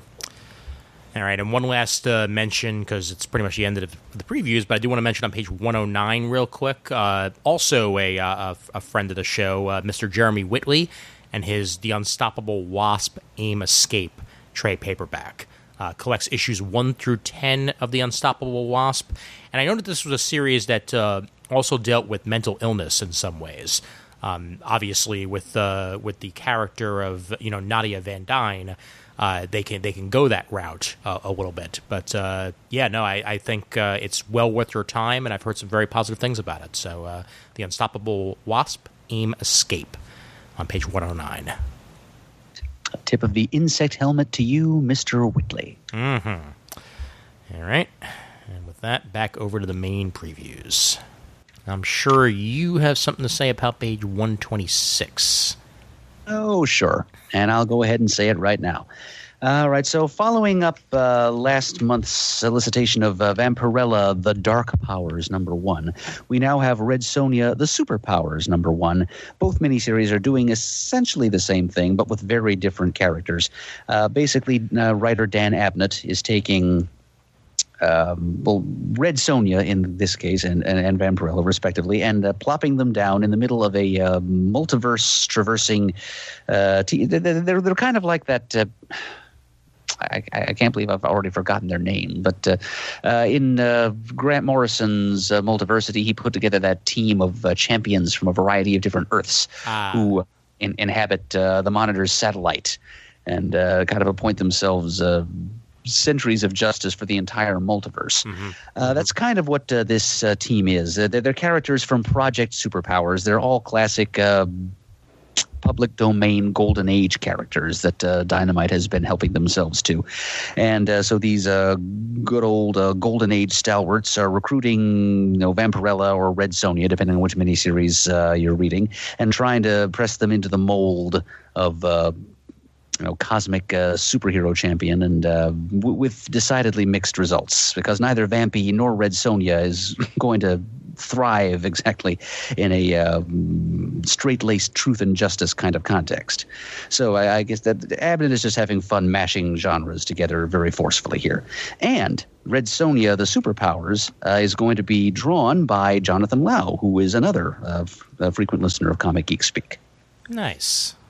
I will definitely be supporting both that and the Vampirella one. Now, who is the character that looks like he's wearing Shazam's shirt? I believe he's known as Samson. Okay. Got it. Yeah, because that is a incredibly reminiscent to Captain Marvel look for that man. It's not. There's a couple other things it could be. It could be Captain Future, I guess. I'm honestly not sure, Ian, but Samson is my first guess. Fair enough. Either way, he's Captain Marvel with Speedos. Yes, he certainly does look that way. I'll jump over to page 136 as part of Dynamite. Fred Van Lente is putting out Our Bloody Valentine, and the reason that this particular issue caught my eye is Peter Cannon Thunderbolt being part of it, as he deals with the rest of the Dynamite universe in the midst of a zombie apocalypse. But can he find love? Wow. Yes, thank you for pointing that out, Ian. I'm going to have to make a little mark there. I would never have looked twice or even once at this comic otherwise, because it looked, yeah, the zombie skeleton flinging eyeball vampirella on the front cover there kind of put me off. I never would have guessed that Peter Cannon Thunderbolt lurked beneath that cover image. So thank you. Yep. Thank you, Ian, for cueing me into that. I would love to read a Peter Cannon story written by Fred Van Lente. Well, you are quite welcome, sir, and I mentioned it just for you, so right on. Okay. Moving down. Got 2 different books written by Chris Priest in the Dynamite world this month. Vampirella number 18, and he's also writing Sacred 6 at the moment. Issue 7 of that out as well for all you Chris Priest fans. And the trade paperback of The Boys Dear Becky is finally coming out. So that's issues 1 through 8 of another story in the Boys universe by Garth Ennis and Russ Braun. That's on page 142. Page 144, moving past Dynamite. Actually, no, I'm sorry, that is still Dynamite. Vita Ayala's James Bond Big Things is being solicited. So the 6 issues of that 2019 James Bond series are being collected with Eric Gapster on the art, and a gorgeous cover by Jim Chung. I will now move myself on to the Boom. Let's see. What you got in Boom, Ian? What do I got in Boom? That's a darn good question. How about I go straight to one of my favorite creators on page 158.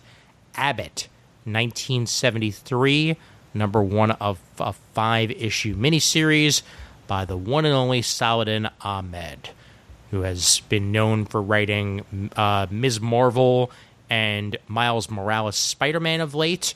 He also worked on Black Bolt for a while, and I think he may have also had a version of Exiles for a short time, but don't quote me on that.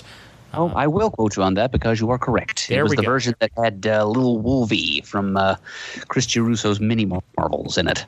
Yes, there we go. Thank you for that one. And here he is with his own creative work here. And it's a brand new series for fans of Something is Killing the Children and Bitter Root. In this one, it's Detroit's hardest-hitting journalist Elena Abbott is making a fresh start at a new newspaper, but her deadly past isn't ready to let go. The city is days away from the historic election of a black candidate as their new mayor, but a vicious new group has targeted him or anyone who supports his campaign or the change he represents. Very intriguing story. Love the cover, love the concept, and love the creator. And the art preview pages look damn fine. I am in once this is collected as a trade. I am a fan of any story set in that particular decade. So, yes. Mm-hmm. I may come along for that ride as well. Right on. I think I'll go down to 164. Because this looks like it could be interesting. Scene, Rachel Carson. A new nonfiction graphic novel series for fans of March and a quick and easy guide to they-them pronouns. A new nonfiction graphic novel series that explores the stories of the real groundbreakers and marginalized trailblazers who changed our world for the better. And it starts off with a story on Rachel Carson.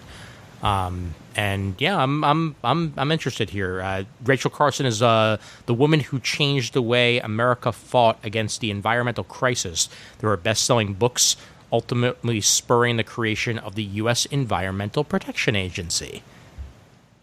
So that's some nice history for you. Yep. I'm glad her story is being told here. I'm not sure that I'd actually call Rachel Carson marginalized. I learned quite a bit about her when I was in college, but. Sure, whatever gets her into comics. Yeah, and the art is gorgeously manga-esque. Like it almost looks like it's jumping off the page of an anime movie to me. Like I'm really enjoying that. Kind of a Ghibli look to it. Oh, definitely. Yeah. All right. I think that's it for Boom. Yep, it is for me. All right. Let's move on.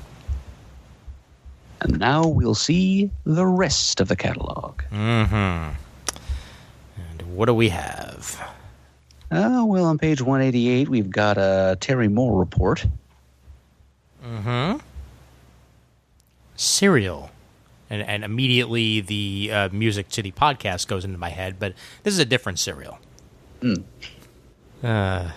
Zoe has been 10 years old for 50 years. Most of her life has been spent on the run fighting the demon that lived within her, kept her young, and turned her into a serial killer. Now free of the demon, Zoe discovers her childhood friend is the last victim in a string of murders.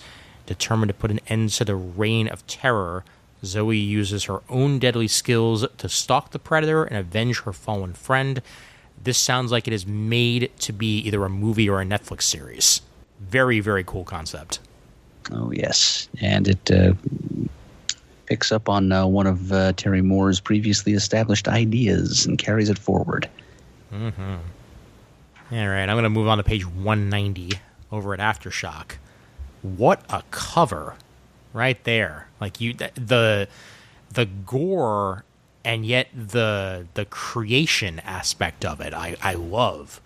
I Breathe the Body, #1, written by Zach Thompson with art by Andy McDonald. The cover is by Andy McDonald as well. It's a science fiction horror series about social media, big tech, and influencer culture. It's The Social Network meets Hellraiser. Isn't that already what Facebook is like? Anyway. It's home, yes. When the world's biggest influencer posts something irredeemably horrific online, the world changes in an instant.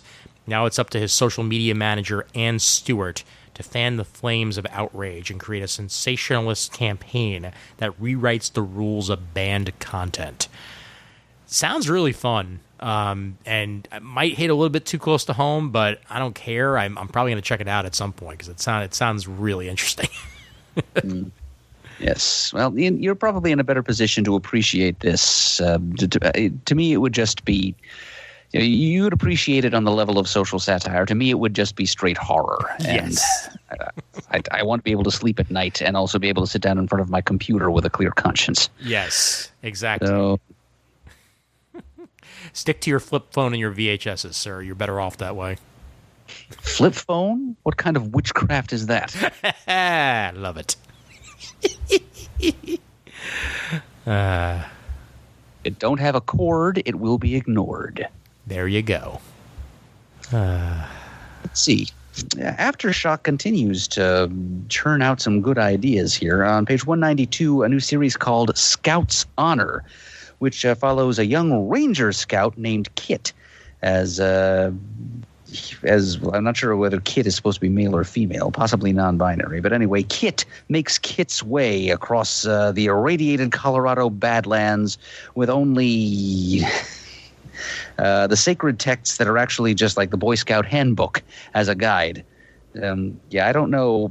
Having served time as a Boy Scout myself, I don't know that I'd necessarily want to live in a society that bases itself on the ethos of the Boy Scouts of America, though I can certainly imagine worse dystopias to inhabit. Mm-hmm. But it's an interesting jumping off point for some cool apocalyptic storytelling.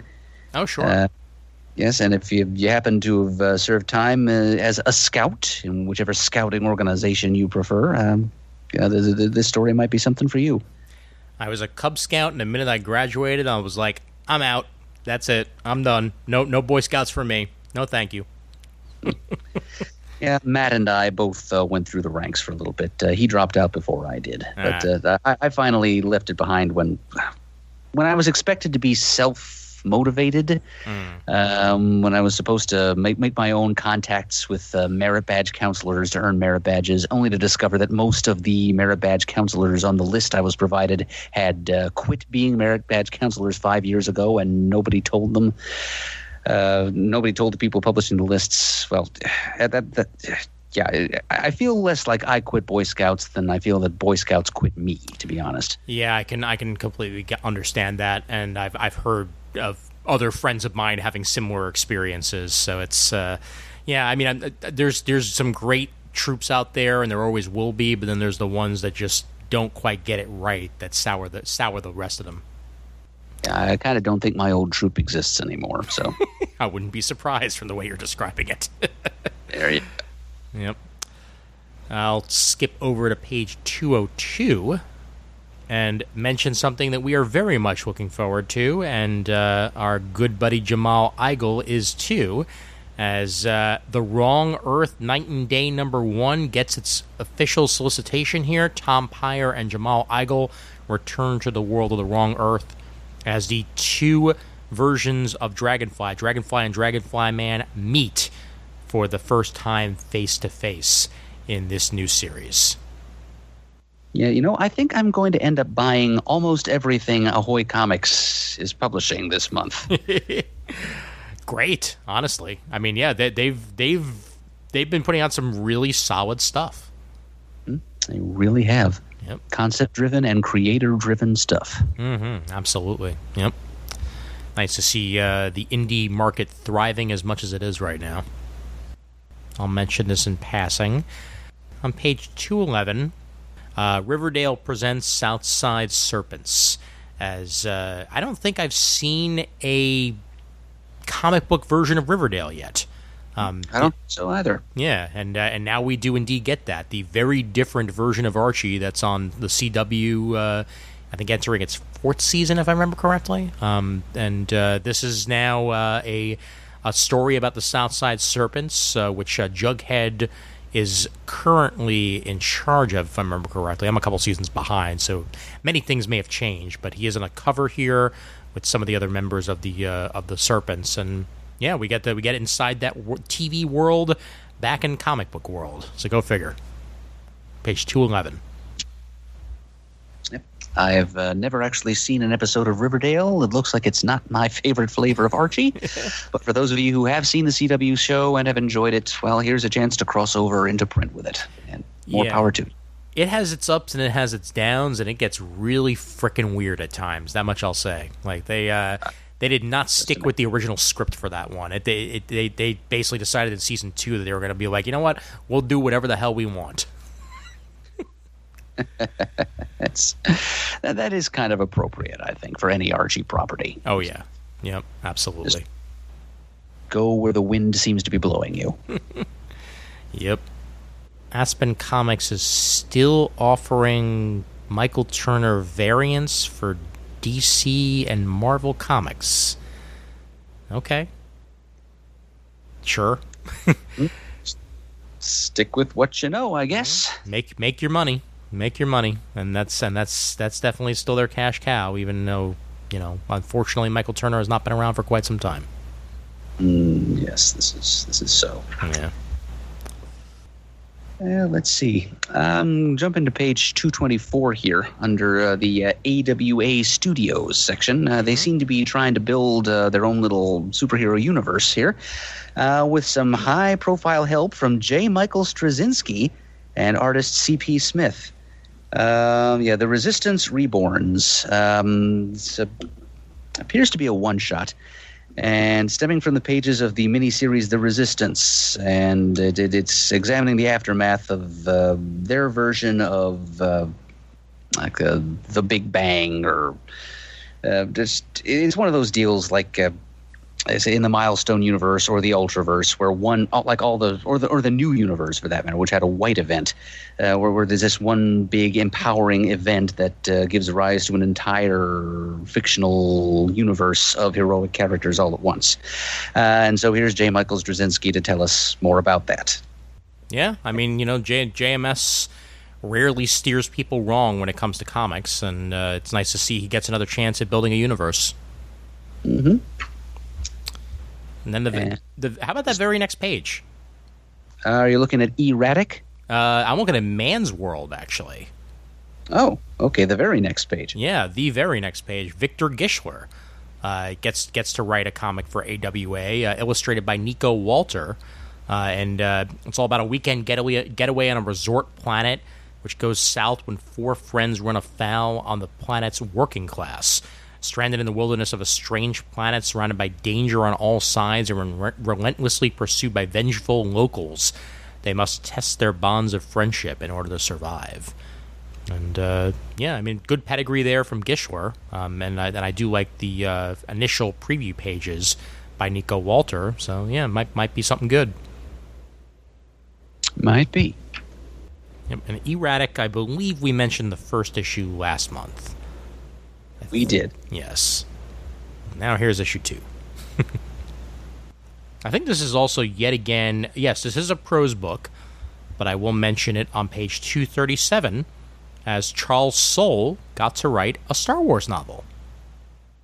Star Wars The High Republic, Light of the Jedi. Yet again, we're back to the High Republic, but this is Light of the Jedi by Charles Soule, and it's the lead book in a cross-publishing event in exploring a new era of Star Wars storytelling, never before seen in any medium, The High Republic. And 200 years before the events of The Phantom Menace, and Charles Soule gets to write a book in there. So good for him, and I'm sure it'll be great because it's Charles Soule, and he's a good writer. Absolutely. Have you read any of his prose before, Ian? I think I flipped through it at least once or twice, but I've not actually read a full book, unfortunately. But I've read tons of his comic material over the years, just never any of his prose. He's put out at least 2 or 3 other books before, I know that. Yep, I know I've seen his name in a couple of short story collections. Yep. And on that same page, I'll mention Be More Chill, the graphic novel, as I went to see Be More Chill on Broadway when they made a musical version of it. It's written by Ned Vizzini, who unfortunately passed away a couple of years ago, and David Levithan, or Levitan possibly, with Nick Bertozzi on art. And I've never read the original novel Be More Chill, but like I said, I did see the Broadway adaptation, and it was one of my favorite shows I've ever seen. It was excellent. It captured a youthful spirit to it, while at the same time also feeling disconnected in a world of high school. And I'm buying this graphic novel. Like I am 100% buying it. There's a softcover and a hardcover already available, and it's from Disney Hyperion. I think it'll definitely be worth your guys' time. I'm curious to see what the graphic novel adaptation of this thing is, because I got to sit in the front row to see that Broadway show too. I won the lottery for that one, and it was one hell of an experience. I bet. Yep, loved it. Yeah, I know. I've heard about the story behind that, and again, it sounds like it's almost like a variation on the Faust theme. Yeah. Like this. Yep. Yeah. A kid essentially ingests a pill, which makes him more cool. While at the same time, that same pill can drive the person who ingests it insane over a series of times. So, yeah, not great. Yeah. Always a price to be paid. Mm-hmm. The fact that this is coming out from Disney Hyperion is kind of interesting in itself. Absolutely, yeah. I wonder if they have the rights to perhaps make a movie of it at some point. I don't know. Well, I hope they do. Well, and if they do, it's not going to be friggin' Disney Channel original movie either. Oh, absolutely, yeah. No, I mean, especially now that Disney has both Hulu and Disney Plus in its arsenal. I highly doubt we'll be seeing nearly as much of those schlocky, Disney versions of things anymore. They actually have clout that they can put behind things. All to the good. Mm-hmm. Say, let's take a look at the next page under a different arm of Disney Publishing. Mm-hmm. 238, Disney Lucasfilm Press, Star Wars Galactic Storybook by one Katie Cook. Yay! Good for her. This fun project she was working on for some time. Yes, indeed, and I love that cover so much. Yoda's never. Hold on, let me rephrase that. Full-grown Yoda has never looked cuter. Adult Yoda, not baby Yoda, because baby Yoda is adorable. That's a good qualification. Yes. I don't think we did eat those endangered eggs. He's so cute as a button. Oh boy. Further down the rabbit hole I go. I'm going to head you off at a very down the rabbit hole kind of concept here. Page 248. Mm-hmm. from Fantagraphics. Good place for it. It's a new graphic novel from Barry Windsor Smith, which took him approximately 35 years to complete, apparently, working at it off and on over that time. It's Barry Windsor Smith's Monsters, described as part family drama, part espionage thriller, and part metaphysical journey. An intimate portrait of individuals struggling to reclaim their lives, and an epic political odyssey across 2 generations of American history. That sounds intriguing. Mm-hmm. Yeah, anything that takes a creator that long to finish, also just has me interested, because I mean clearly it's a passion project. Right. Does seem like he's put a great deal of himself into it, not just his time, but himself. So, yeah, those of you who remember his work in the Bronze Age on Conan and other things, this is not going to be much like that, I don't think, but it is going to contain a lot of the soul of the artist. So, if his work means anything to you, try Monsters. Mm-hmm. And on the facing page, from Disney, The New Adventures of the Phantom Blot. Just contrast. Yeah, that's new Mickey Mouse adventures, right? Or are they old Mickey Mouse adventures? Yeah, I don't think they're new exactly. Yeah, I think they probably go back a few years, but yeah, it's from the art style, I think they do go back a few years. But yeah, classic Mickey Mouse and super goofy stories featuring the villainous Phantom Blot, a frequent antagonist of those characters in their comic book adventures. Nice. Not sure if he actually appeared in any cartoons, but he certainly popped up in the comics often enough. Very cool. All right, I can go down to 258. If you have anything in between there, be my guest. Go ahead. All right. Space Bastards #1. You had me at Derek Robertson. Writer Joe Aubrey and Eric Peterson. Artist Derek Robertson. Yeah, it's been a while. And Transmetropolitan continues to be one of my favorite comic book series of all time. Derek Robertson, whenever he puts his pen to page, it is excellent, and this is a new project for him to work on. And yeah, I can't wait to see what it's like. It's about David S. Proton, a meek, unemployed accountant desperate for money, who joins the Intergalactic Postal Service, paired with Manny Corns, a.k.a. the Manicorn, a sardonic brute who thrives on the competition provided by the IPS. But delivery is life or death for these intergalactic dispatchers. Intergalactic Post Service, Derek Robertson. Okay, I'm in. Yes, David S. Proton sounds like something right out of a Monty Python sketch, doesn't it? It really does, yeah. And Derek is even like further exaggerated his style for this series, and I'm loving it. It just absolutely works for everything that's on the page. Yeah, Manicorn seems like he's in a Lobo vein, so fans of Alan Grant and that style of sci-fi over-the-top action humor. Yeah, this Space Bastards will probably be for you. Oh yeah. On page 263, the cover of Illustration Magazine, issue number 71, caught my eye because it's a tribute to wonderful Wizard of Oz illustrator W. W. Denslow. Image of Scarecrow and the Tin Woodsman helping Dorothy and Toto through the poppy field. Very cool. Going to be in a big hurry to pay $15 for a story about that. Yeah, Denslow actually only illustrated the first Oz book, so he's not like the Oz illustrator of record as far as I'm concerned. But still, it is cool to see any image of his on the cover of anything nowadays. Oh, sure. Absolutely. On page 270, I see something that's the official selection of the Angoulême International Comics Festival 2020. It's called Aster of Pan. It's described as the Hunger Games meets Dodgeball, which is cool enough to me.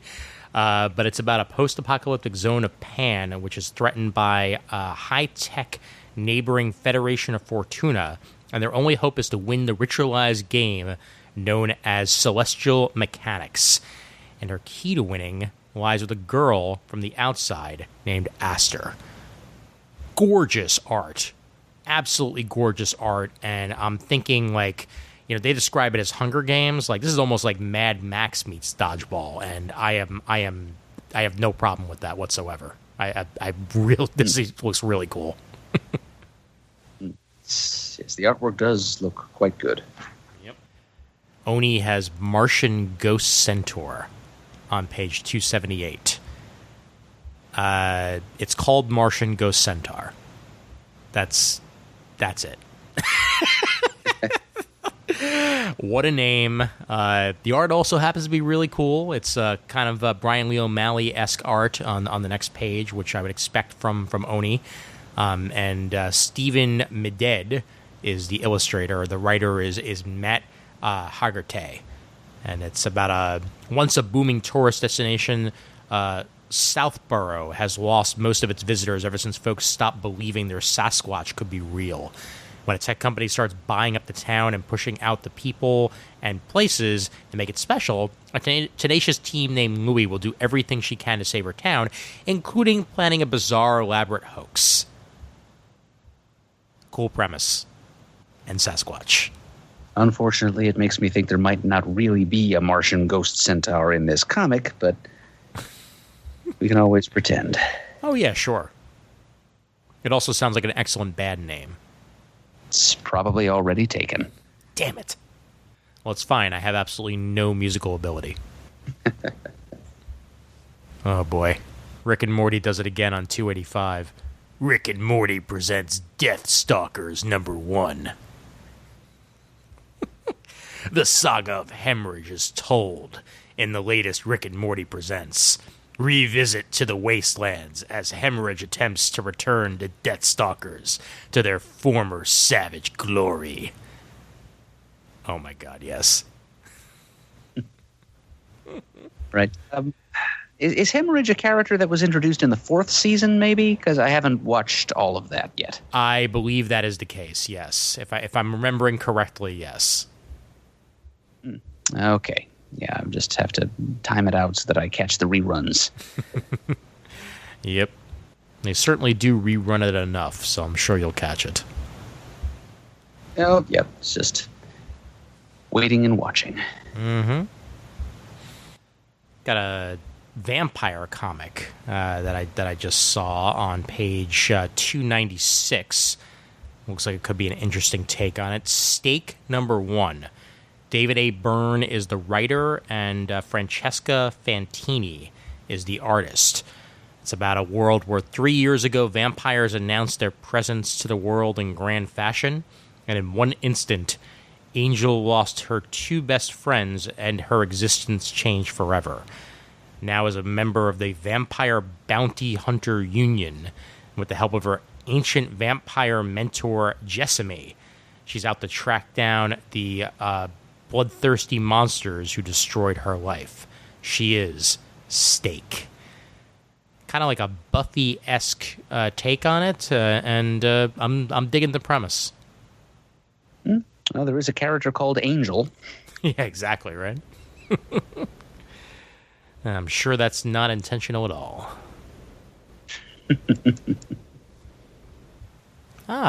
We get to actually mention tomorrow's this time around, don't we?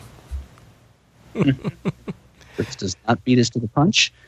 Yes, indeed. And what a month for it, huh? Old Gods and New, the Jack Kirby Collector #80.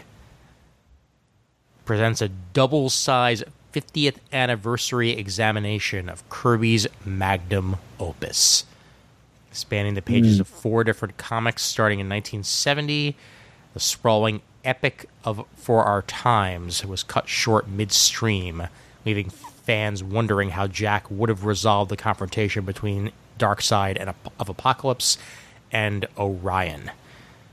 This companion to that Fourth World series looks back at Jack Kirby's own words, as well as those of assistants Mark Evanier and Steve Shellman, inker Mike Royer and publisher Carmine Infantino to determine how it came about, where it was going, and how Kirby would have ended it before it was prematurely canceled by DC Comics.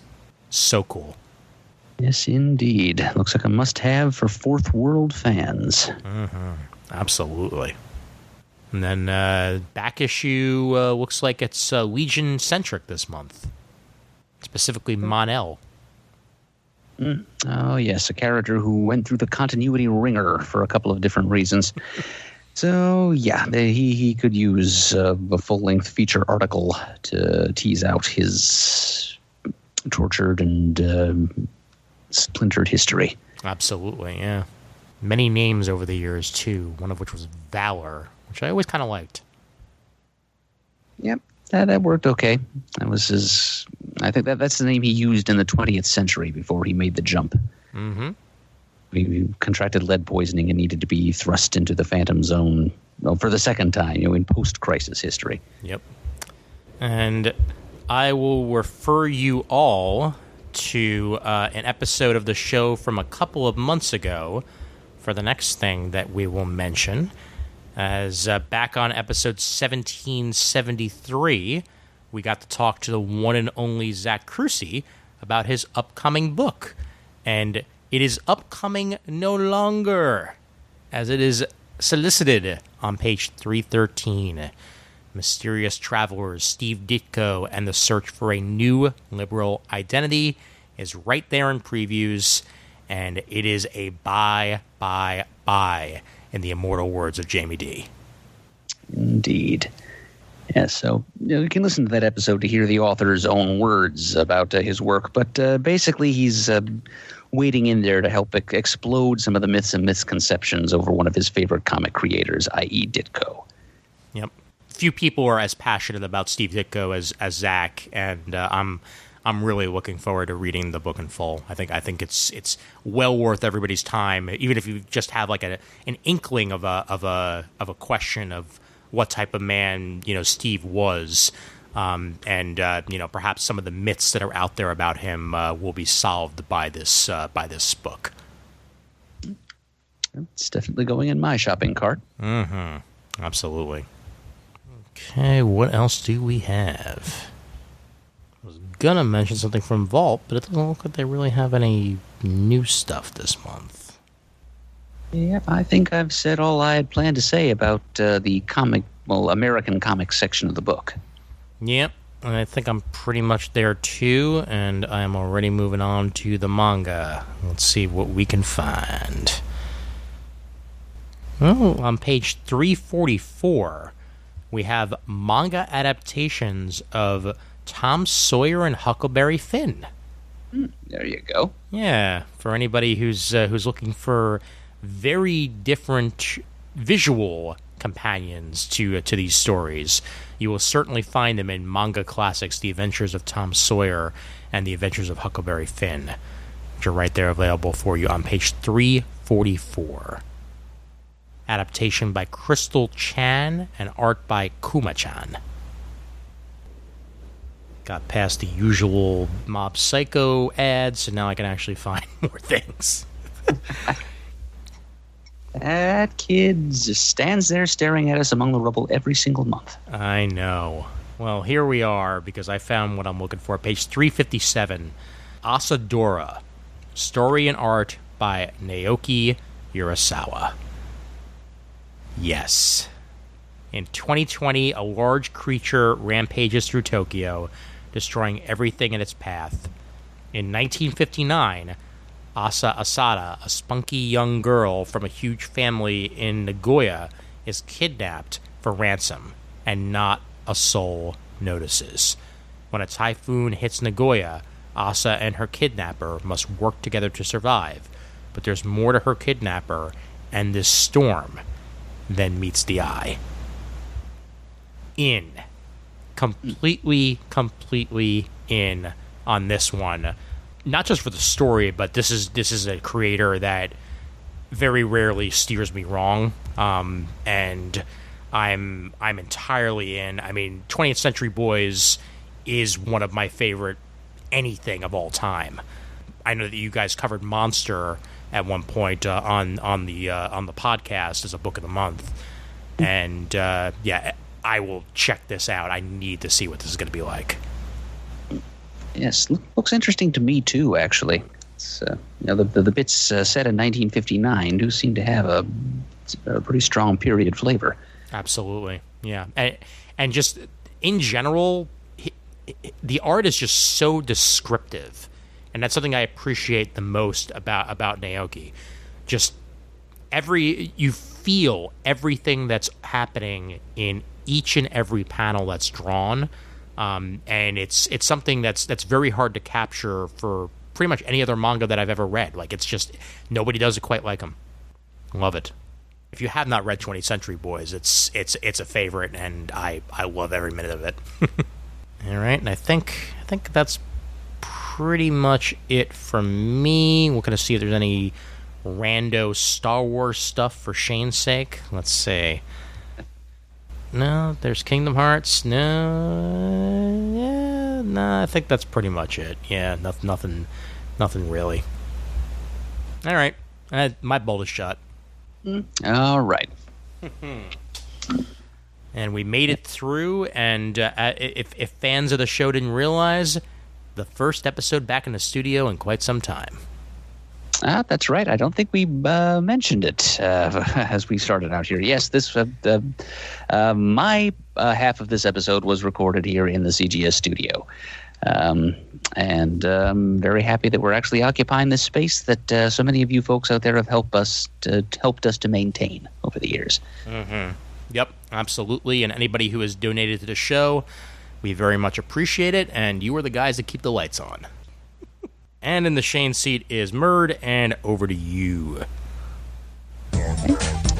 If you'd like to send an email, the address is comicgeekspeak@gmail.com. If you'd rather send a voicemail, you can call 267-702-6642. You can like us on Facebook and also join our CGS super group over there. You can follow us on Twitter, where our handle is @comicgeekspeak. You can go to the comicforums.vanillacommunity.com to leave feedback posts about this and many other episodes of our podcast, and also engage in discussions of various geeky topics with your fellow CGS listeners. We offer our thanks, as always, to those of you out there who have monetarily supported the show in the past. We really appreciate it. The show would not be where and what it is today without your support. And as always, we're uniting the world's mightiest heroes, one listen at a time. You